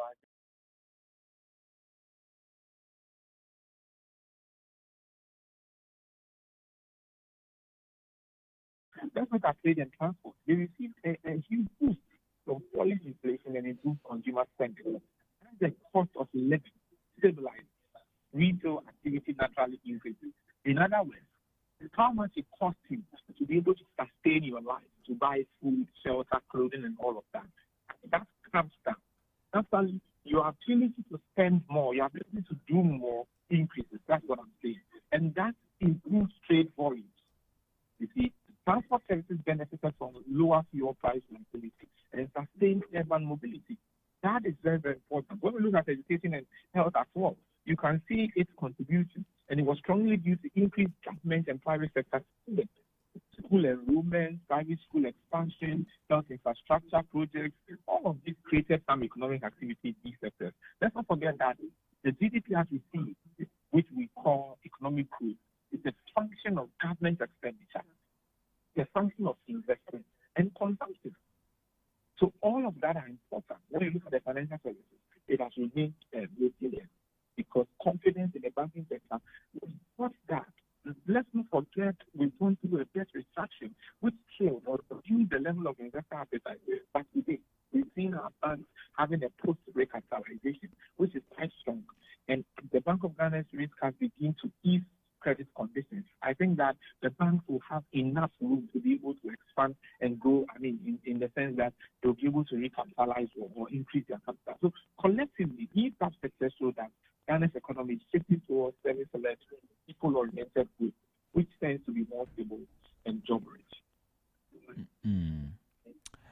All right. Okay. So the oil sector is also a very important aspect of all of this. We see that the oil and gas sector actually contracted during the period. I want to know what exactly is behind this decline and how big of a concern should it be to or for the broader economy? Because I think that the contraction we are seeing in oil and gas is mainly due to the lower output from mature fields like Jubilee and Fenn, combined with maintenance schedules and operational disruptions. See, historically, our oil production, for some time now, has been on a decline. I think over the past few years. Yeah. As the wells are aging and new large-scale investments, we've not seen a lot of that recently. And when you look at global oil price volatility, it has also affected our revenues and investment decisions. energy measures prioritizing low carbon investments globally. You note that the discussion on energy has been on reducing carbon emissions, carbon footprint, how to reduce that. So you don't see a lot of investments in that area. So even if you want financing to be able to support that subsector, it becomes difficult to get that. And Ghana has faced challenges in attracting new offshore exploration capital. These dynamics are external. You see, contribute to our performance in that subsector. Right. From a macro perspective, the contraction is a concern for government revenue more than for GDP growth. Oil still plays a big role in fiscal planning. It plays a big role in debt service and, of course, in foreign exchange earnings. To reduce oil output increases pressure on the budget and the balance of payments. I think on the flip side, the broader economy is less dependent on oil than before, which means overall GDP is not severely exposed or threatened. The real concern is fiscal vulnerability, not growth. Ghana may need to diversify energy investment, especially gas, renewables, and petrochemicals, to be able to restore long-term sector contribution or to attract investment in the energy space. Right. So how does this growth trend actually align with government's projections and IMF expectations of 2025? Are we on track or are we falling short? Okay, so let me answer it this way. Government projection for 2025 plays GDP growth in the 4.5% to 5.2% range. The IMF forecast was between 3.9 and 4.5, given the adjustment program underway. I mean, you see, a 5.5% growth figure therefore puts Ghana ahead of IMF expectations and slightly above the top end of government standards. Right. And that is the suggestion that the economy is recovering faster than external observers anticipated. And that is partly due to our easing inflation, partly due to improving our coastal output, macroeconomic environment. It is also a reflection of stronger domestic economic activity than had been earlier forecasted. It is, however, important to note that while growth is ahead of projection, structural constraints still remain, and we must not overlook that. We have a weak private sector credit. We have some small and medium-scale enterprise or businesses who need financing for the operation to scale up here and there, and they are not able to access financing. And those who are able to, we've had a history of high cost of servicing those credits. And these factors limit growth acceleration in subsequent quarters. Overall, I believe that we are back and we are slightly ahead of the expected growth path for 2025. And that is a good signal of macro stability, but also highlights our need to continue to reform our structural weakness. I see. Hello, me. Yeah, I'm with you. So, what does a 5.5%? Let's look at it in terms of job creation. What does the 5.5% growth mean for job creation, especially in sectors like ICT, trade, transport, and education? All right, thank you. Growth in the sectors driving the economy, ICT, it translates into higher employment potential because these sectors are labor-intensive sectors. For instance, the ICT sector continues to expand opportunities in software development, in digital payments, digital marketing, IT support, and on and on and on. These areas typically create new jobs faster than the extractive sectors, which are capital intensive. Look at trade and transport. They rely heavily on SMEs, and that responds directly to improving consumer confidence. So as more people engage in commerce, as more people engage in trade, which is very common in Ghana, logistics, and engaging in delivery services, and retail operations, it will typically expand that. And that will create jobs across a wide scale spectrum, from informal traders to transport operators to warehouse staff. And for us, education has remained a stable employer. Of course, there are issues around health. I'm sure recently we heard issues about some people who were done and are waiting to be posted and have not been posted and all. All those issues still persist, which is something that we can do, we can work on, we need to improve as a matter of fact. But we can see that education is also leading in that area. Maybe we need to relook at our health, the design of our health, because it's not too fair that you have somebody trained to be a doctor, you have somebody trained to be a nurse, you have somebody trained to be a physician assistant, and then need to be the person will be home for 3 years and the person has not been employed. And that, will go to wrong. Yeah. Actually, yesterday, I highlighted this point. By 2050, 1/3 of the global population will be in Africa, young people. And the median age of young people in Africa by 2050, guess what, will be 19 years. No other continent even has an age within the 20 band. 38, 43, and the like in the US, in Asia, and in Europe.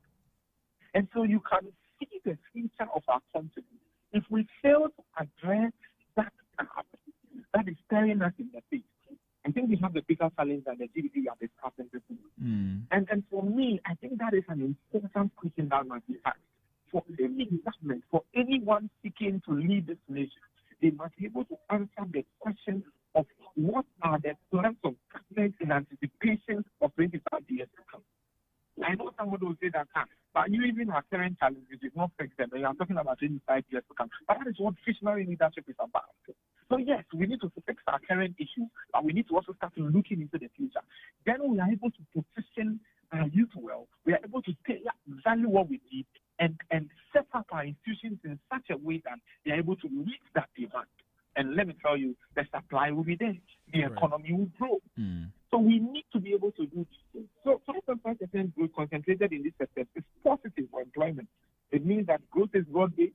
It means that growth is all inclusive. It means that we are likely to reach, the growth is likely to reach more houses, unlike oil-driven growth, which just stays in the hands of a few. But stronger credit to SMEs is still needed to be able to translate growth into large-scale job creation. I see. Right.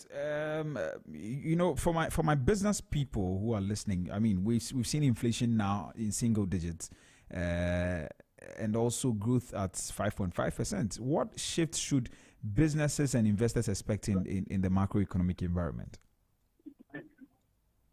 Single-digit inflation restores predictability to pricing. It restores predictability to planning, and of course, investment decisions as well. Businesses can now project costs more accurately, and that reduces uncertainty in procurement, uncertainty in pricing, uncertainty in wage negotiations as well. Global prices also support consumer spending, which improves sales for retailers and service providers. On the monetary policy side, sustained low inflation gives the Bank of Ghana room to cut interest rates more aggressively in the coming months, and that is in January, I think. And that will improve credit availability. It will reduce borrowing costs and enable businesses to expand their operations. You see, lower rates also strengthen private sector investment and capital formation. The investment environment is also likely to improve as currency volatility reduces and stabilizes. Investors, both local and foreign, value stability, and that is why we need to pay close attention to that. So with inflation down and growth steady, confidence is likely to strengthen beyond what we've seen. So overall, business should prepare for a more stable, growth-supportive environment and must remain cautious of risks like global oil prices, fiscal pressures, and exchange rate stocks, because any of these risks could temper with the growth that we have achieved, could reverse all the efforts we put together. Okay, but are there any risks or vulnerabilities beneath the headline growth figure? I mean, are there any risk of vulnerabilities? Yes, I think several risks are there. Beneath the positivity, it's one thing to look at 5% and say you are growing. I mean, 5.5% and say you are growing. Our public debt levels are still high, even after the domestic restructuring. Our debt issue is something that we need to tackle, and we need to tackle it aggressively. Fiscal space is very tight. You don't see a lot of spending going on, and that is why government is unable to spend much on road and social programs, and that has been constrained. Of course, I've seen the budget, and I know what it's for. To start immediately. The point is that if we don't get the money for that, all those projects will remain in the budget. They will remain on paper. We'll never see it with our own eyes. All right.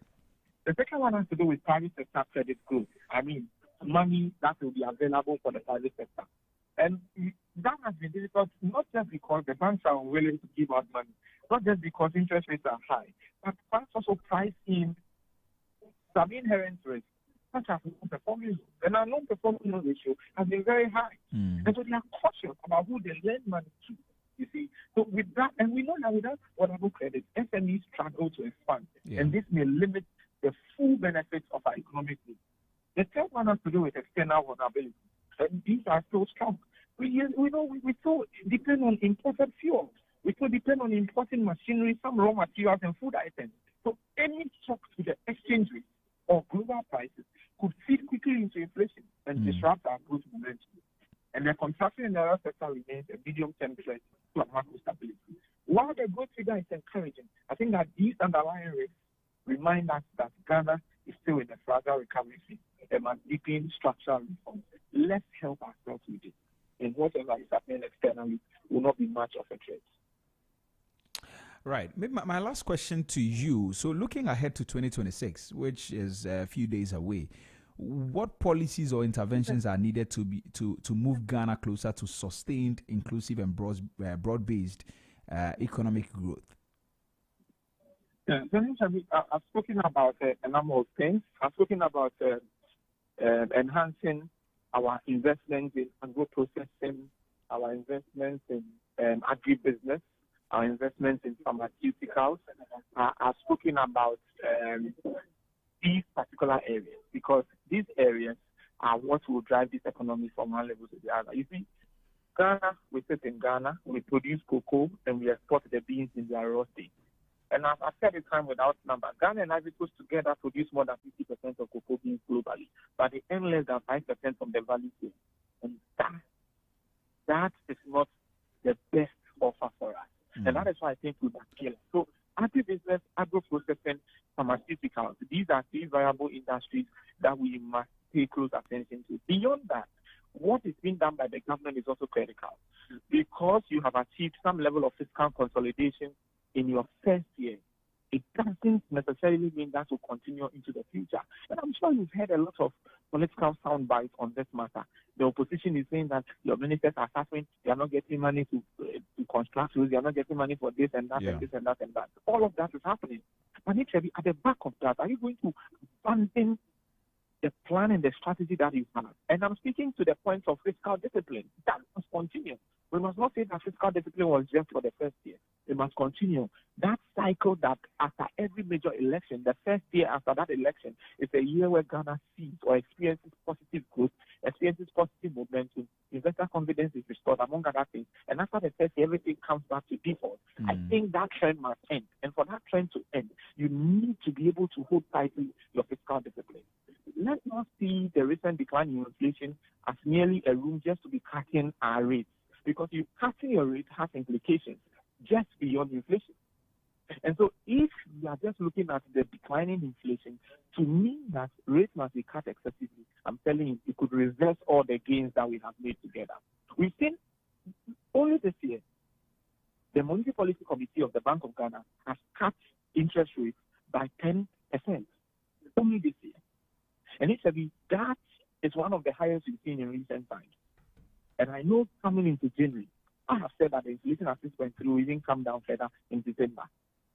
Going into January, we are going to see a rate cut. But I am only saying that we must be cautious of the stance that we take on that, especially when we look at things happening around that. We are not out of the woods yet also because of our dependence on the external market. You know that we have done so well this year because gold prices have been high. Right. And so our earnings from gold have been high. We've done so well because cocoa prices have generally been high, although we've had some, as it were, production issues. But generally it has been high. So you will note that any reversal in these global prices, in the price of gold when it falls, in the price of cocoa when it falls, it will have an impact on our export earnings.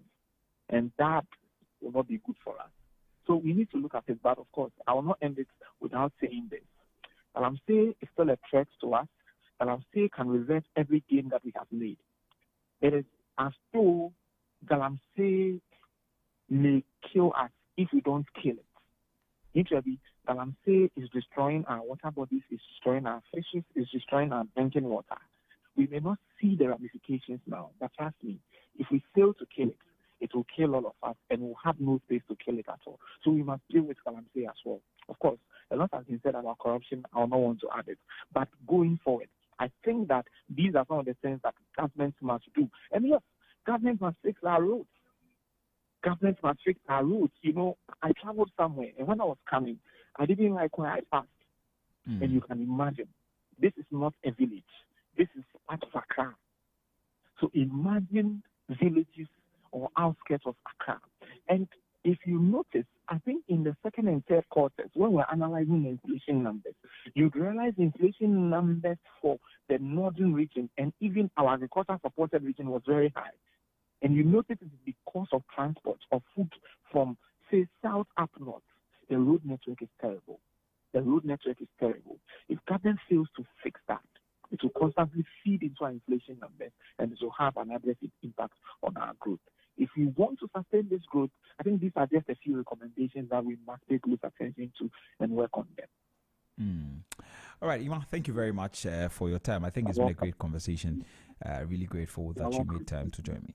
Yeah, please do enjoy. All right, you too. Okay. Well, so that was Emmanuel Boateng, our in-house economic analyst, and we've been talking about the GDP growth that we've seen in quarter 3 of this year. Now, according to the Ghana Statistical Service, we're doing 5.5% GDP growth, or we recorded 5.5 GDP growth this year, and I mean in the last quarter. So, and we try to compare that to last year's 7%, about 7%, or about I think 7.2 or so. And he were talking about some of the things that might have, but I mean, played a role in there. But Emmanuel actually says that the 5.5% we are seeing is not necessarily a decline from the 7% last year, but it's also very, very significant because of some of the things that have gone on globally this year. So we ought to still continue to celebrate this.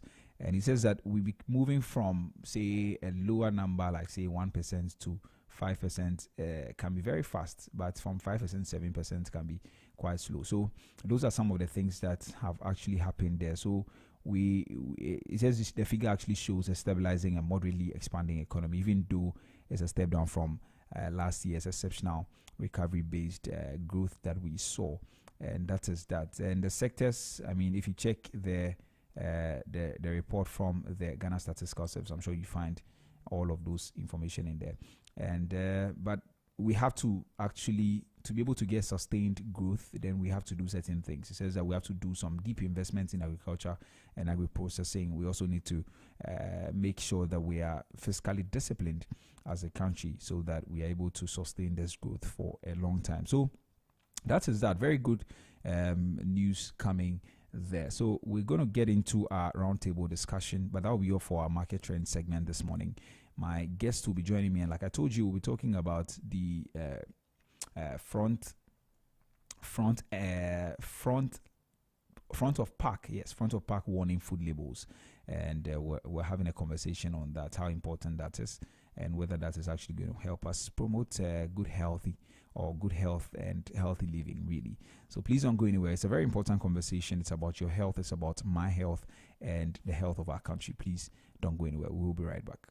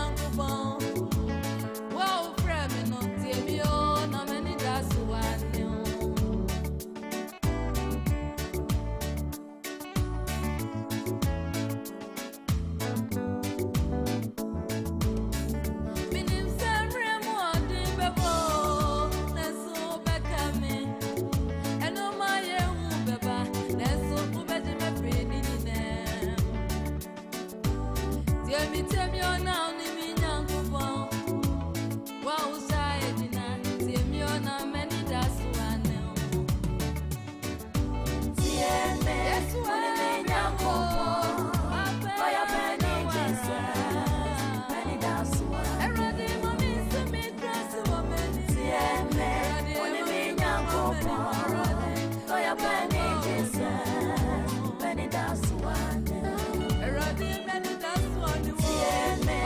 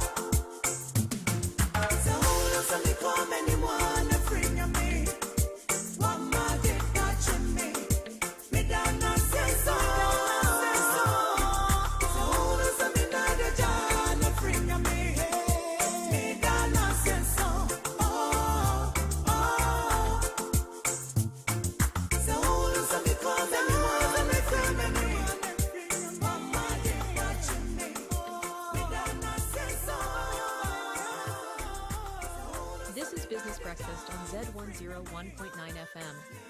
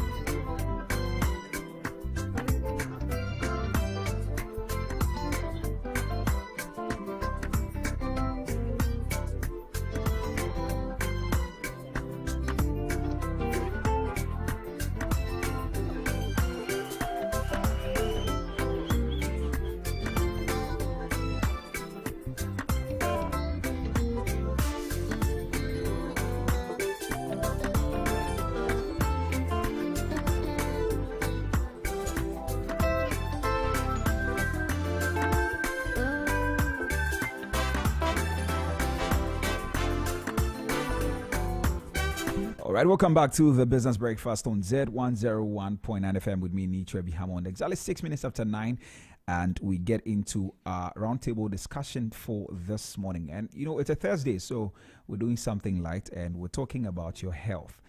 Now, there's a conversation that actually affects every single one of us, what we eat and how the simple choices we make actually affect us or shape our long-term health. And these days, globally, we're saying that there are more and more packaged foods carrying bold front of pack warning labels and some symbols that are telling you straight away that, hey, this is a no-go area, high in sugar, high in this, high in that.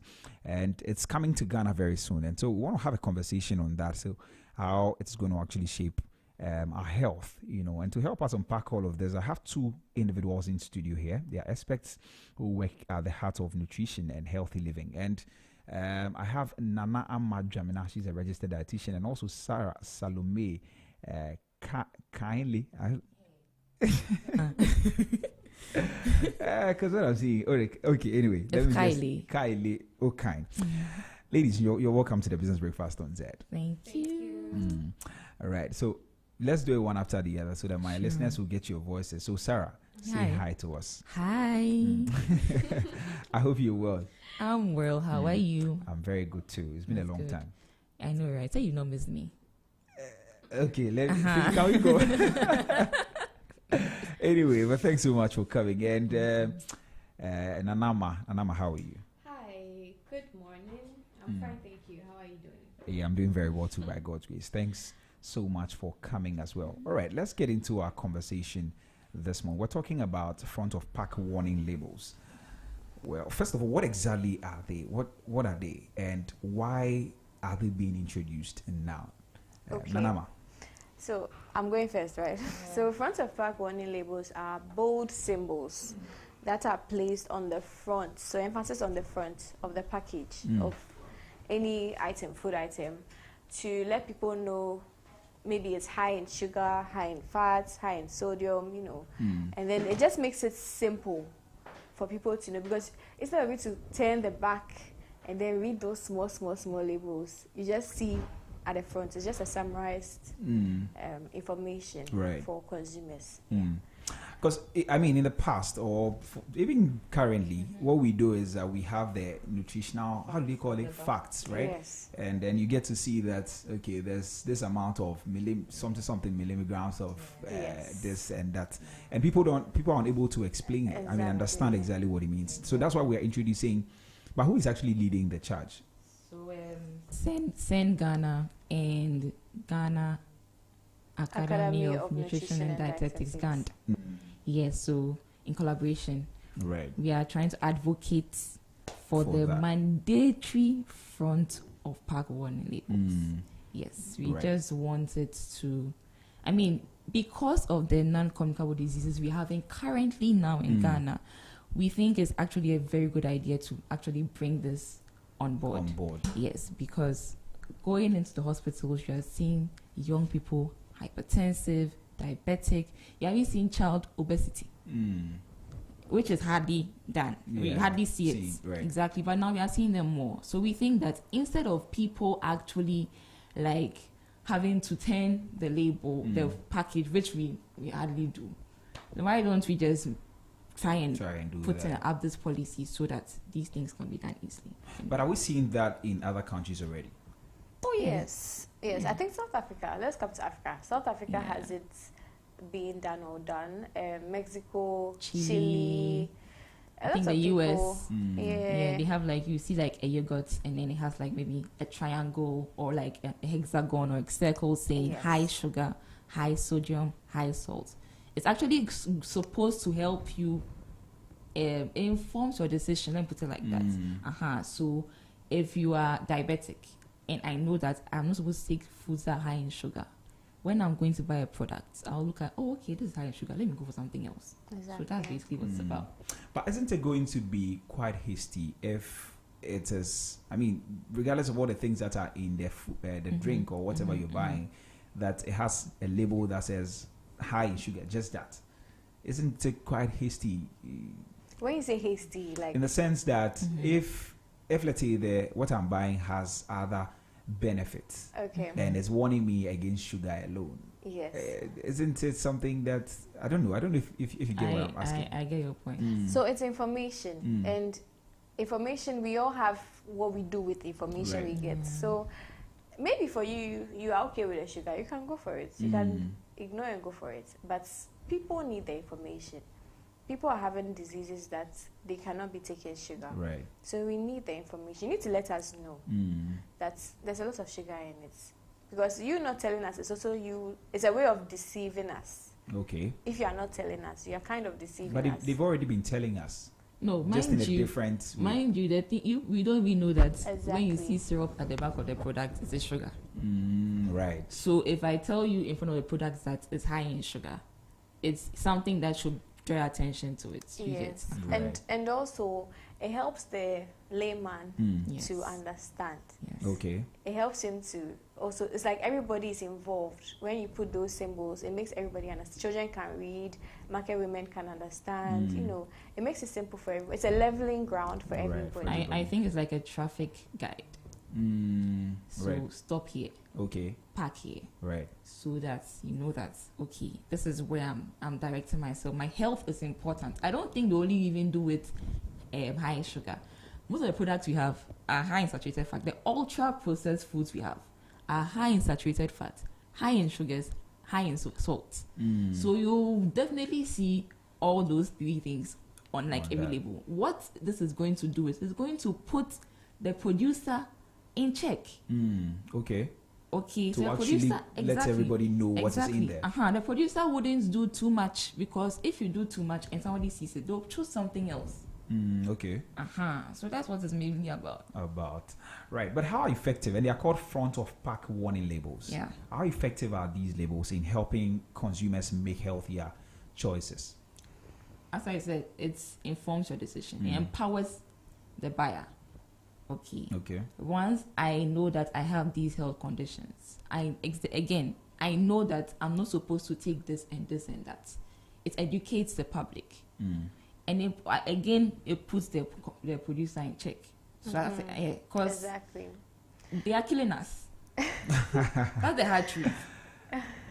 So the thing is, globally, there's actually evidence. So countries like Mexico, Chile, who have adopted this thing, have seen a decrease in the purchase of high sugary and high fat snacks products, and a decrease in the non-communicable diseases. Yes.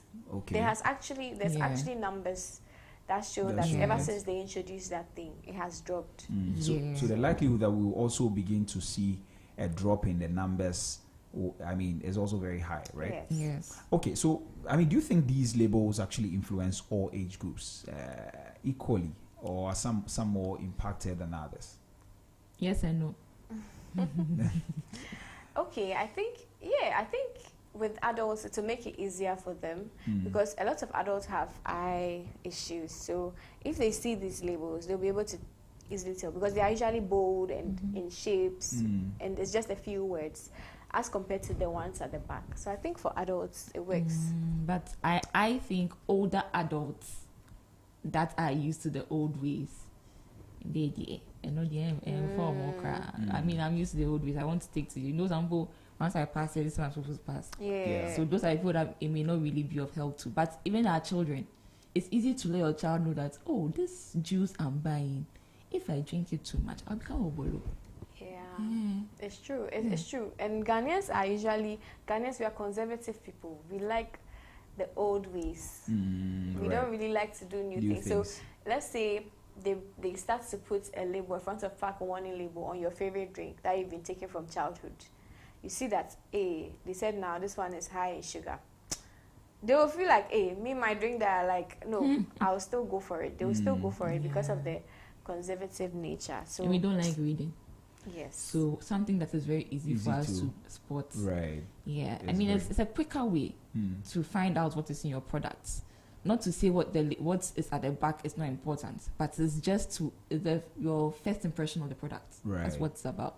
Right. So personally, I think it would benefit children who are now, now getting used to taking some of these things because they haven't been taking them. They are now growing. So if you train them with that thing. When they grow, they'll be used to it.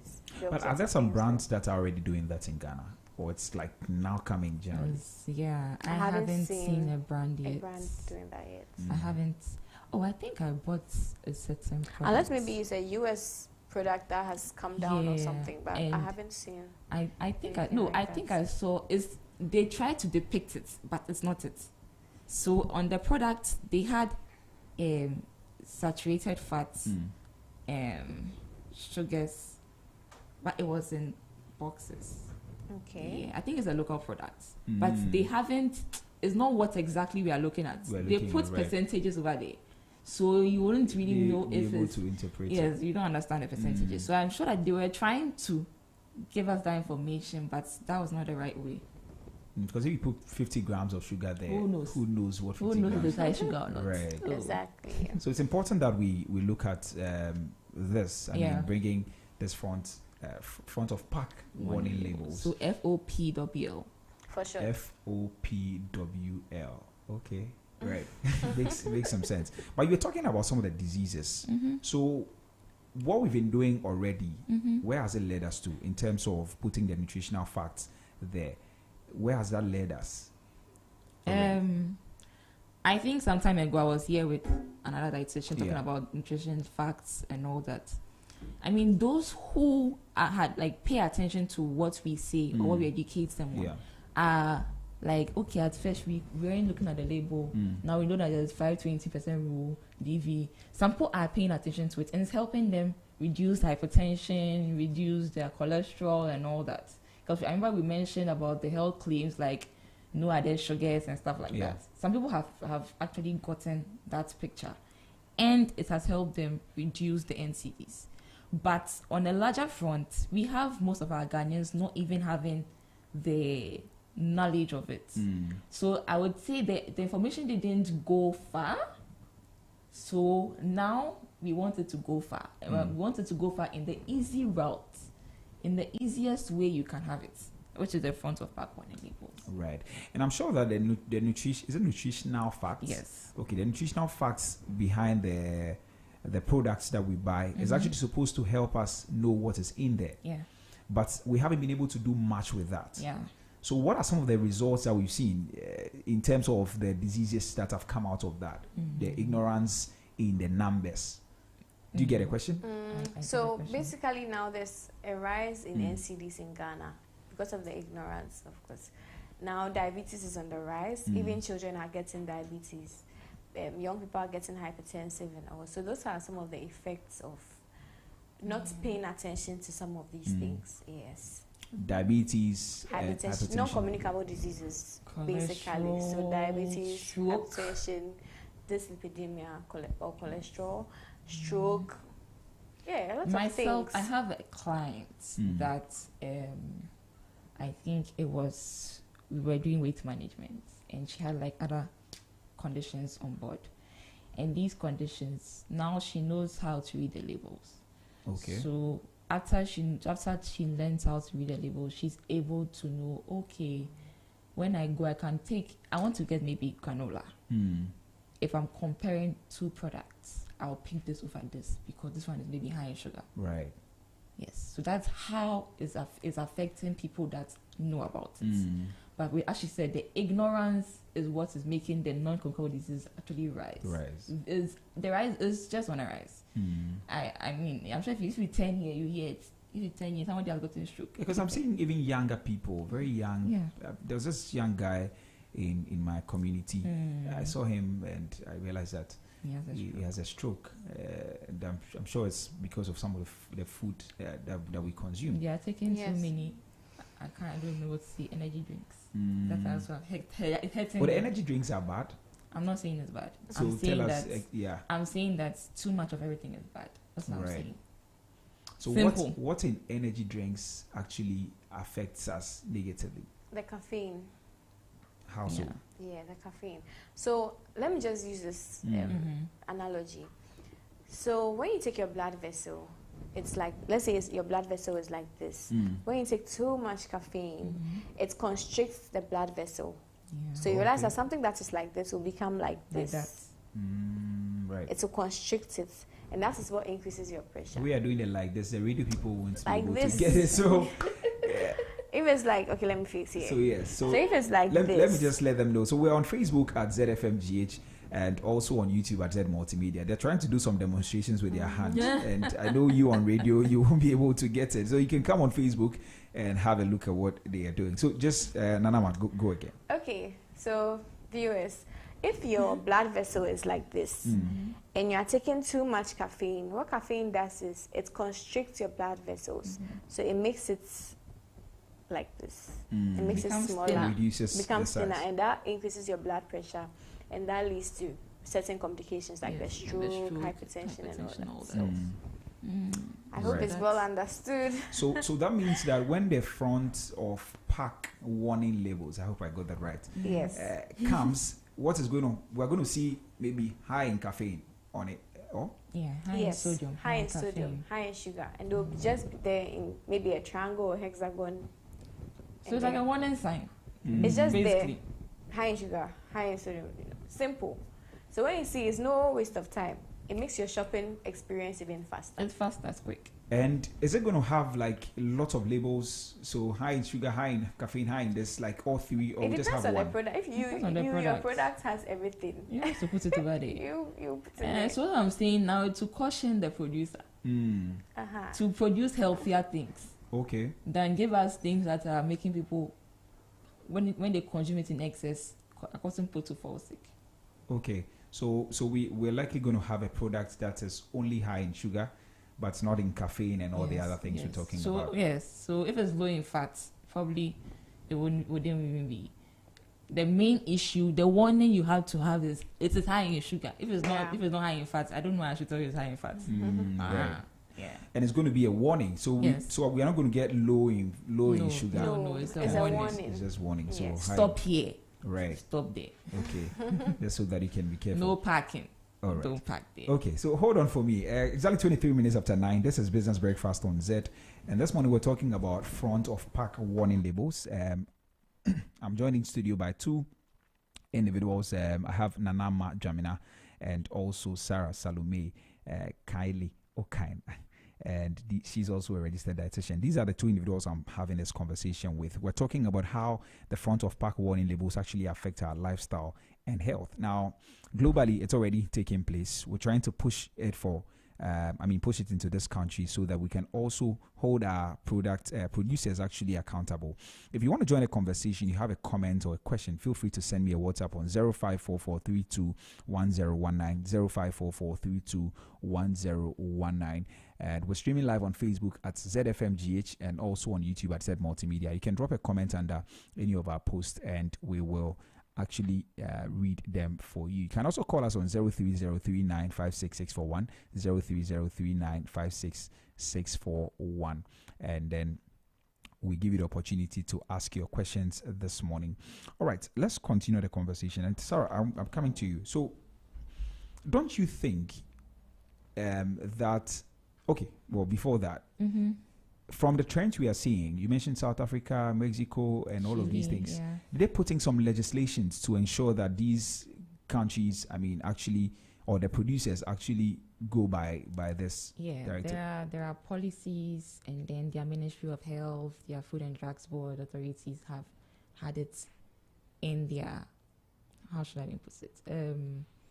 It's part of their laws now.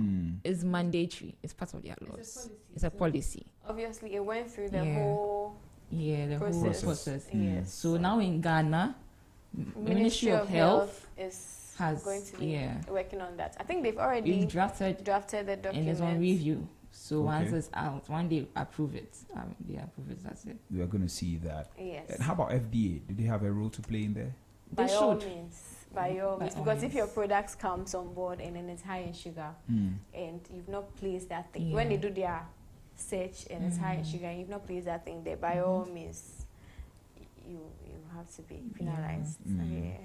Okay, but don't you think some producers can actually lie, or there won't be room for that? Why would you lie if the FDA is working?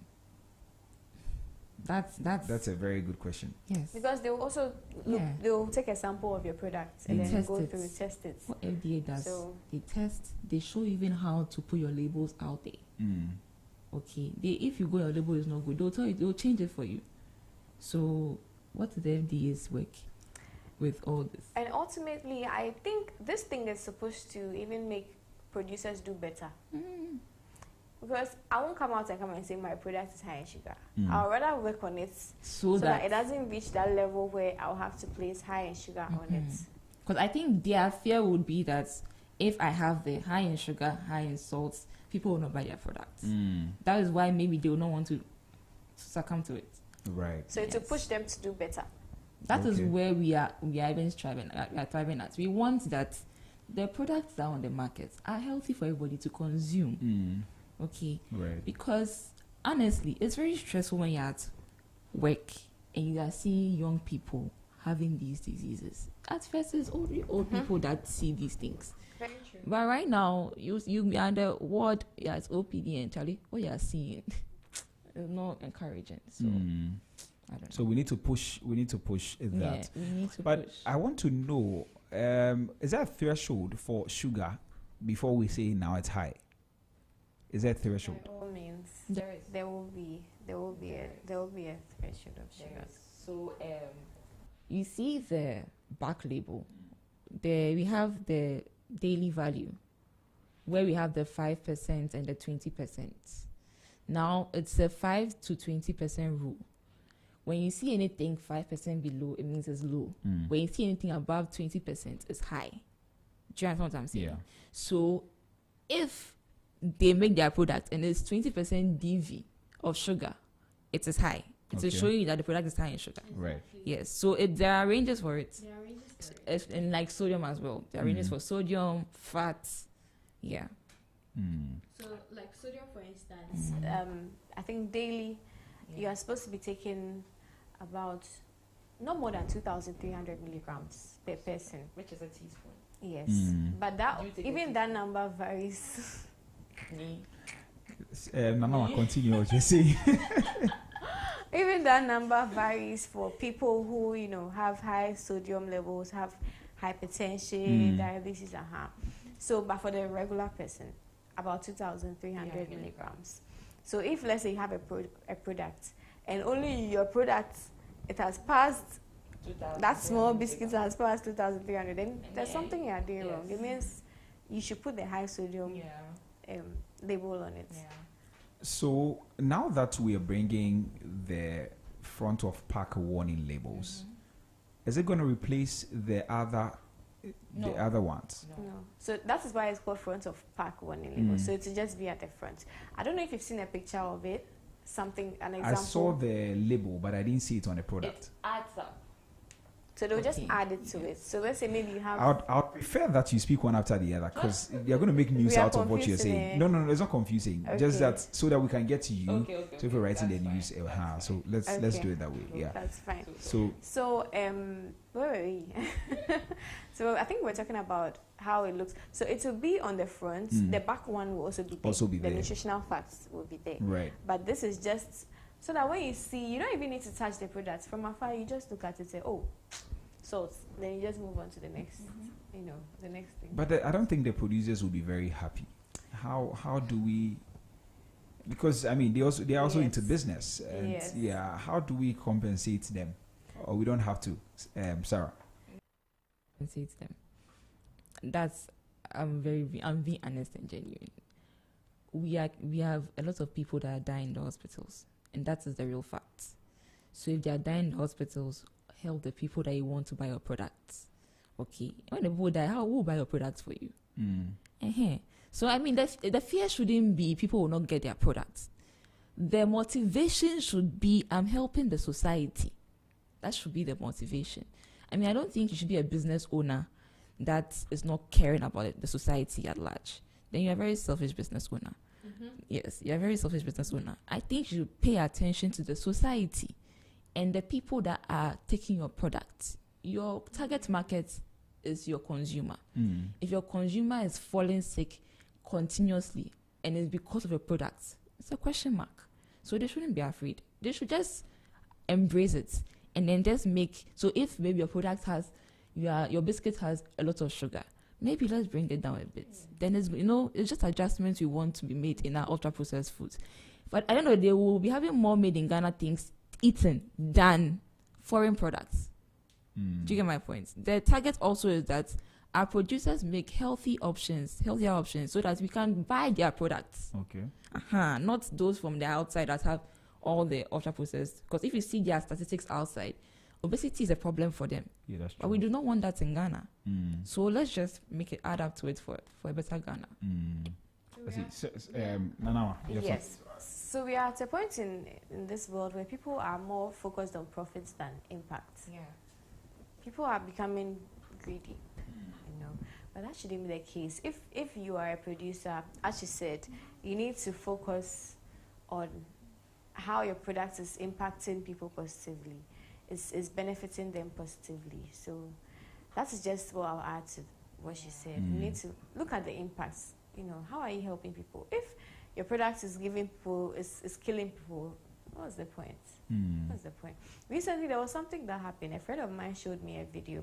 She went to get a certain yogurt. I'm not going to mention the brand. Right. And when she got it, she just took it. She didn't even read anything, expired or nothing. She just opened it and she started drinking. And a voice told her to look at the expiry date. When she looked at it, they had cleaned it and they had rewritten, the store owner or whoever it was had rewritten the expiry date on it, changed it to 2026. Meanwhile, it was 2025.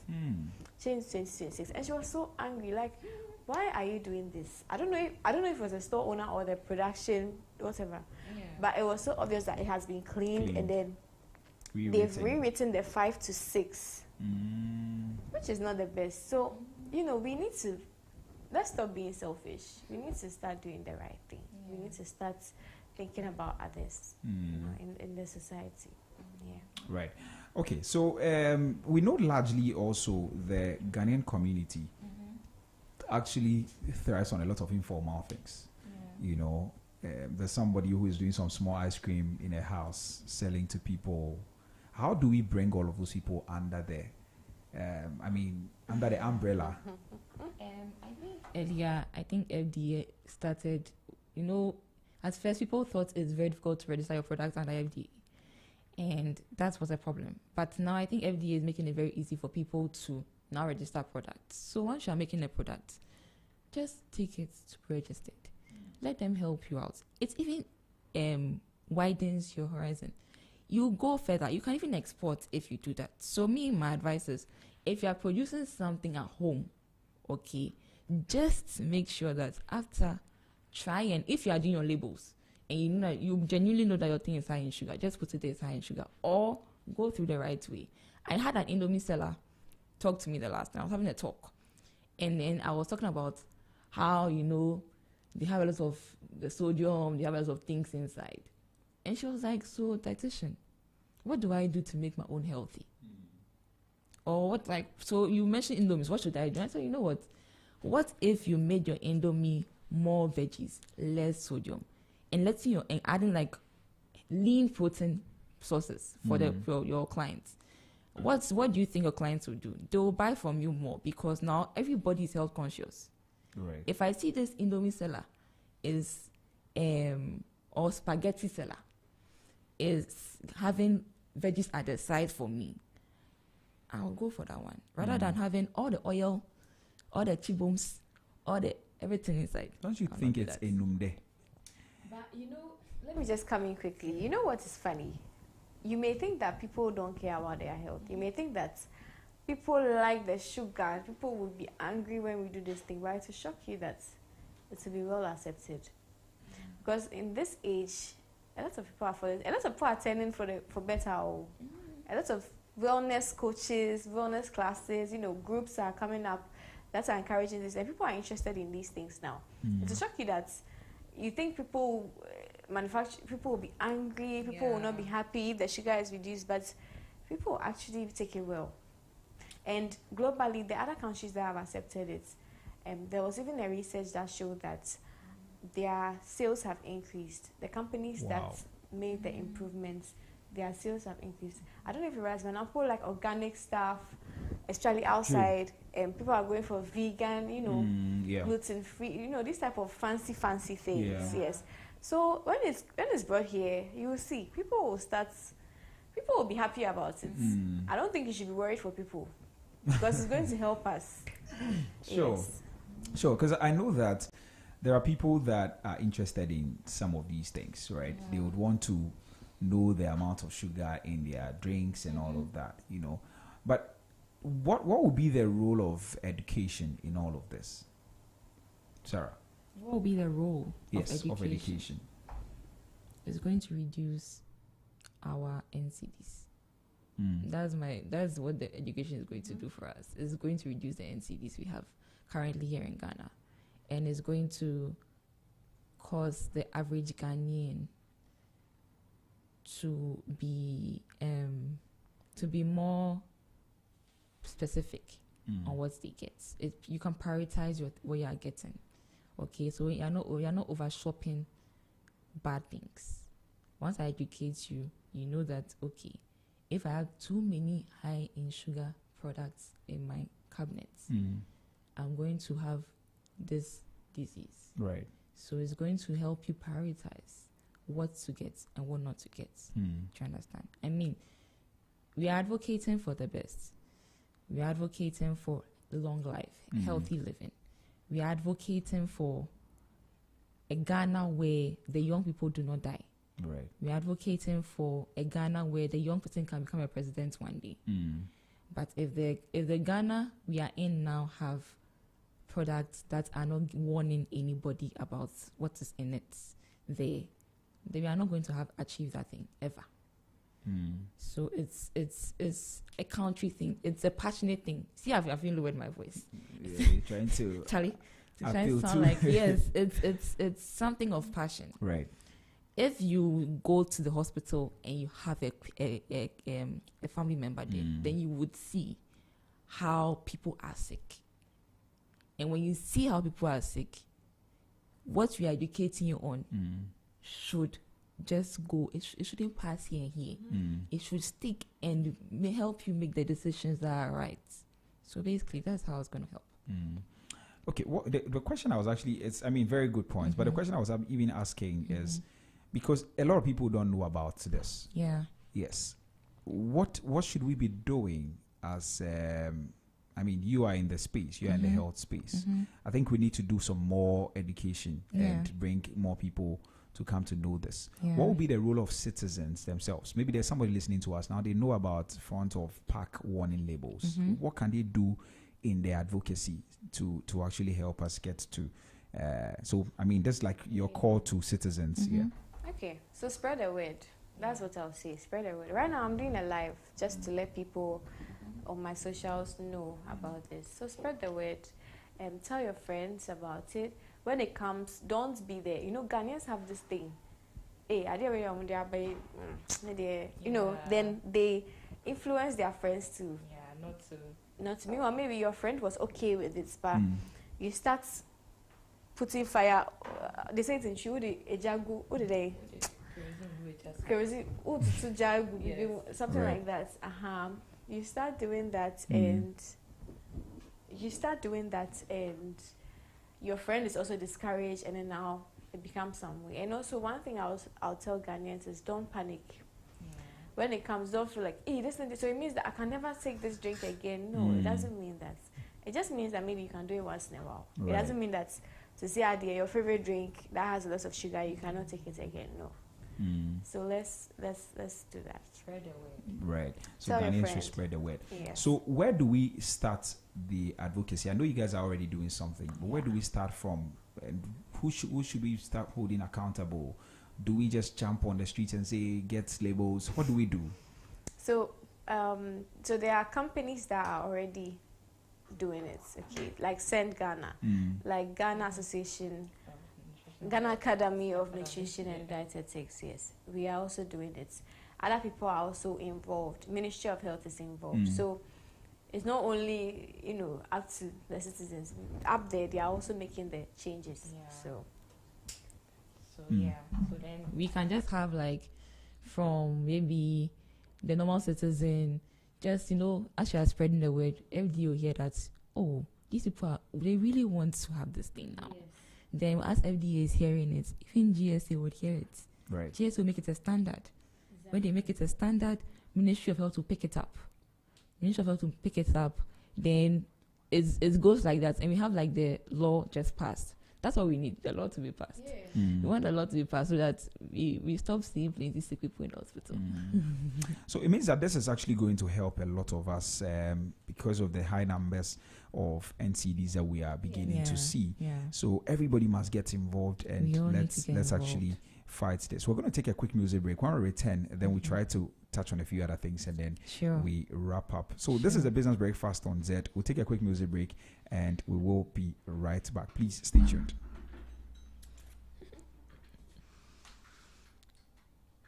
All right, we're trying to bring you the song there, but you can join the conversation on 0544321019, 0544321019, or you can call us on 030395661, 030395661. We're streaming live on Facebook at ZFMGH and also on YouTube at Z Multimedia. Please drop a comment there and I'll read them for you. So let's take a quick break and we'll be right back.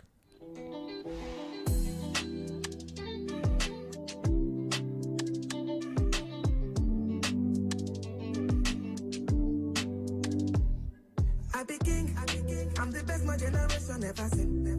I came suddenly, I be like Peppa Pig. I never since, I never miss. I be smashing, I be killing everything. From Ikeja to go to Electra Beach, to the many places that I've never been. Remember this, I'm a king, I'm a legend in the making, I'm a champion.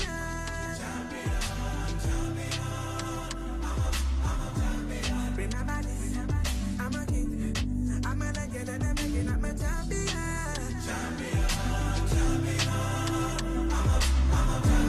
Remember this, I'm a king, I'm a legend in the making, I'm a super good, hey. I be finding silver lining where the mother say I need patience to do time, and I'll be reclining by design. I've been grinding for my needs. Bought a whip to give my nephew, put them diamonds on my knees, shining so dope that I purchased 88 keys for mama to play a song and call my ADHD. With this baby face, fine, get them really hate me. Get them belly aches, love them waist deep. Every occasion, I put money in safekeep. Very impatient, be on time when you pay me. Very evasive when they hating what they see. Make me a nation, then they crown me as their king. Bell rings and then my hands are raised. MGM Grand Mandalay. Envy him now while my victory has just begun. When you see me, just know you looking at a champion.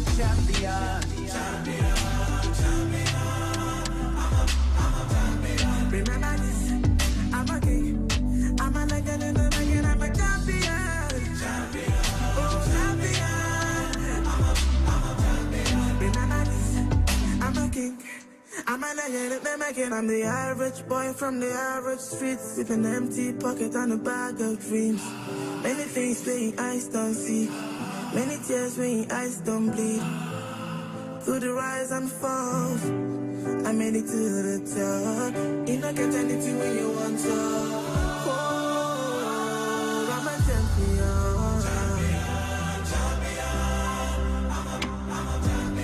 I'm a king.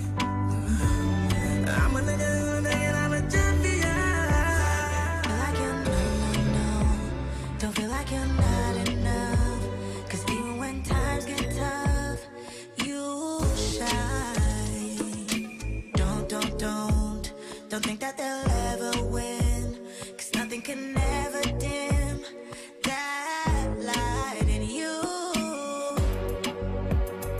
You got the heart, you got the power. Nothing you can't do. One voice can start a choir. Lift your voice to the sky. One heart can change the world. One star can light the sky up. One light can ignite the night up. One heart can change the world. Oh, one heart can change the world. No, don't think you're in this alone. Don't think it's impossible to get where you need to be.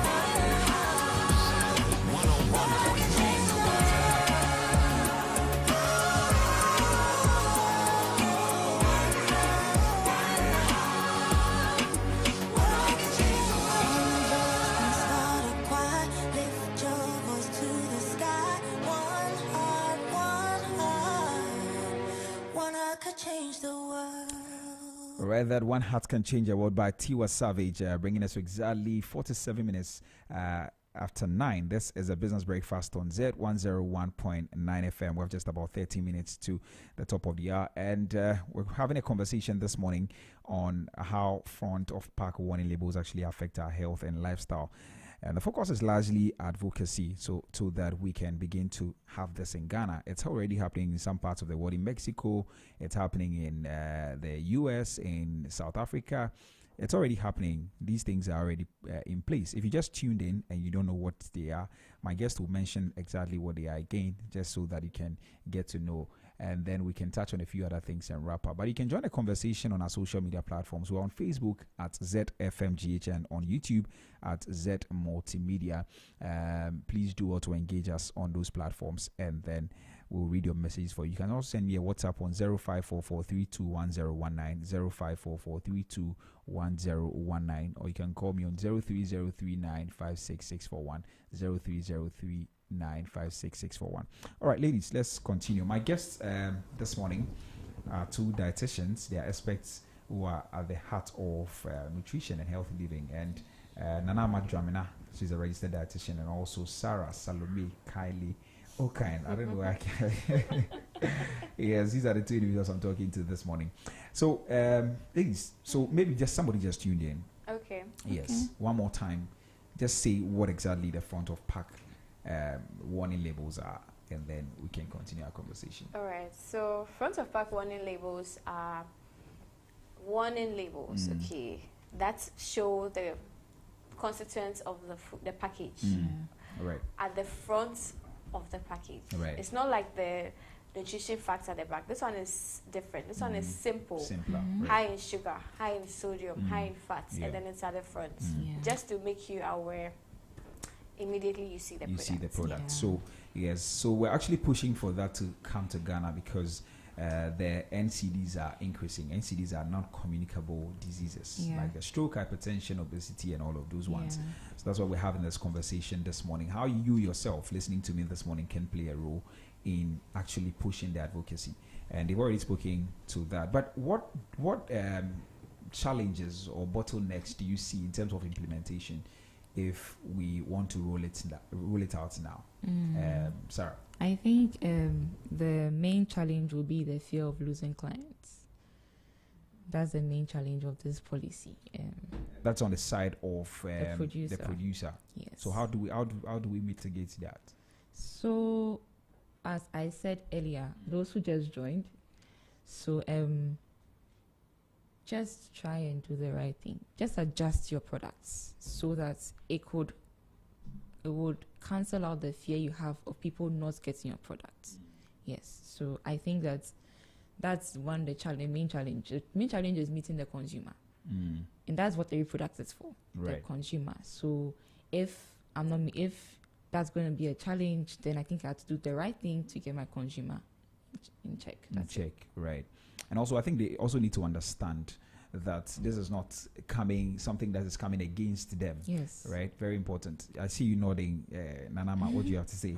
Yes, so another challenge we might face is, as I said, the conservative nature of Ghanaians. Ghanaians might not immediately accept it. It will be foreign, it will be weird, like, hey, what is this thing? So talk to them. You know, so that's one challenge that we're going to So how do we deal with that? Talk to Ghanaians. They are listening to you now. I think as earlier I said it, we need to spread the word. We need to make Ghanaians informed. They need to be informed that it's not a bad thing. We're actually helping you, the consumer. It's like going into a contract without reading the terms and conditions and just picking it up. We are just making it easy for you. We are summarizing the terms and conditions of the products you are getting, so that when you see immediately you're able to pick it. So someone who cannot even read, at least sugar there, you get it. Sodium, salt, you get it. Fat, you understand. You'll be able to pick it easily. Right. So let's just say it's something we are doing to make the grounds level, so that children, adults, illiterates, everybody can know what they are eating. And I think another challenge would be the enforcement and then monitoring the products that are out there. So how are we enforcing it? That will be a major challenge. Are we ready to go out there to take out products from the shelf if they do not have those front of pack warning labels? Or how are we monitoring it? That's really going to be a challenge. And I think for that, government has to have a hand in it. The parliament has to have a hand in it. Put out people. I mean, we want jobs, right? So once we need jobs, put out people to actually go out there, scout for products that do not have the mandatory pack warning labels. Then that is actually going to help us mitigate the enforcement problem. So that's like another problem I think we are going to face. And then delay in maybe policy, passing on the policy and all that.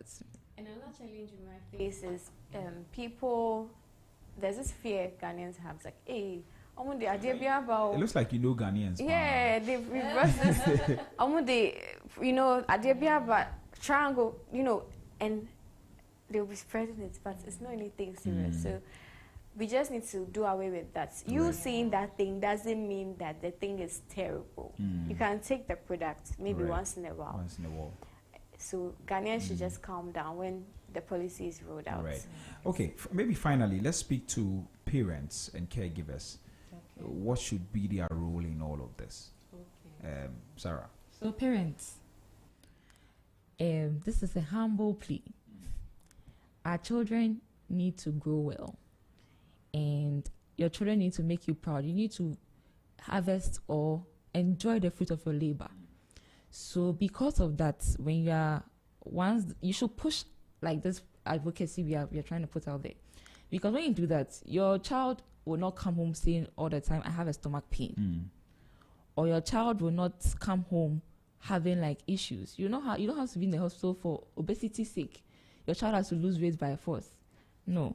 So it should inform you on how to buy your products. Okay. For parents, for schools there is at my heart. It's dear to me. I don't think in schools ultra processed food should be sold. And my thoughts. Because that is where everything starts from. Okay. So if you are ever going to allow these things to be sold in your school, you should have a policy that once you are bringing them there to my school, it should have the mandatory front of pack warning labels so that the children can be informed and choose smartly. And why? Some schools, I would say, take fruits to school and you are done. But if you want to do the ultra processed, the sugar sweetened beverages and stuff like that, just inform the kids. And that's what we want manufacturers to also adapt. Yeah. Okay. Right.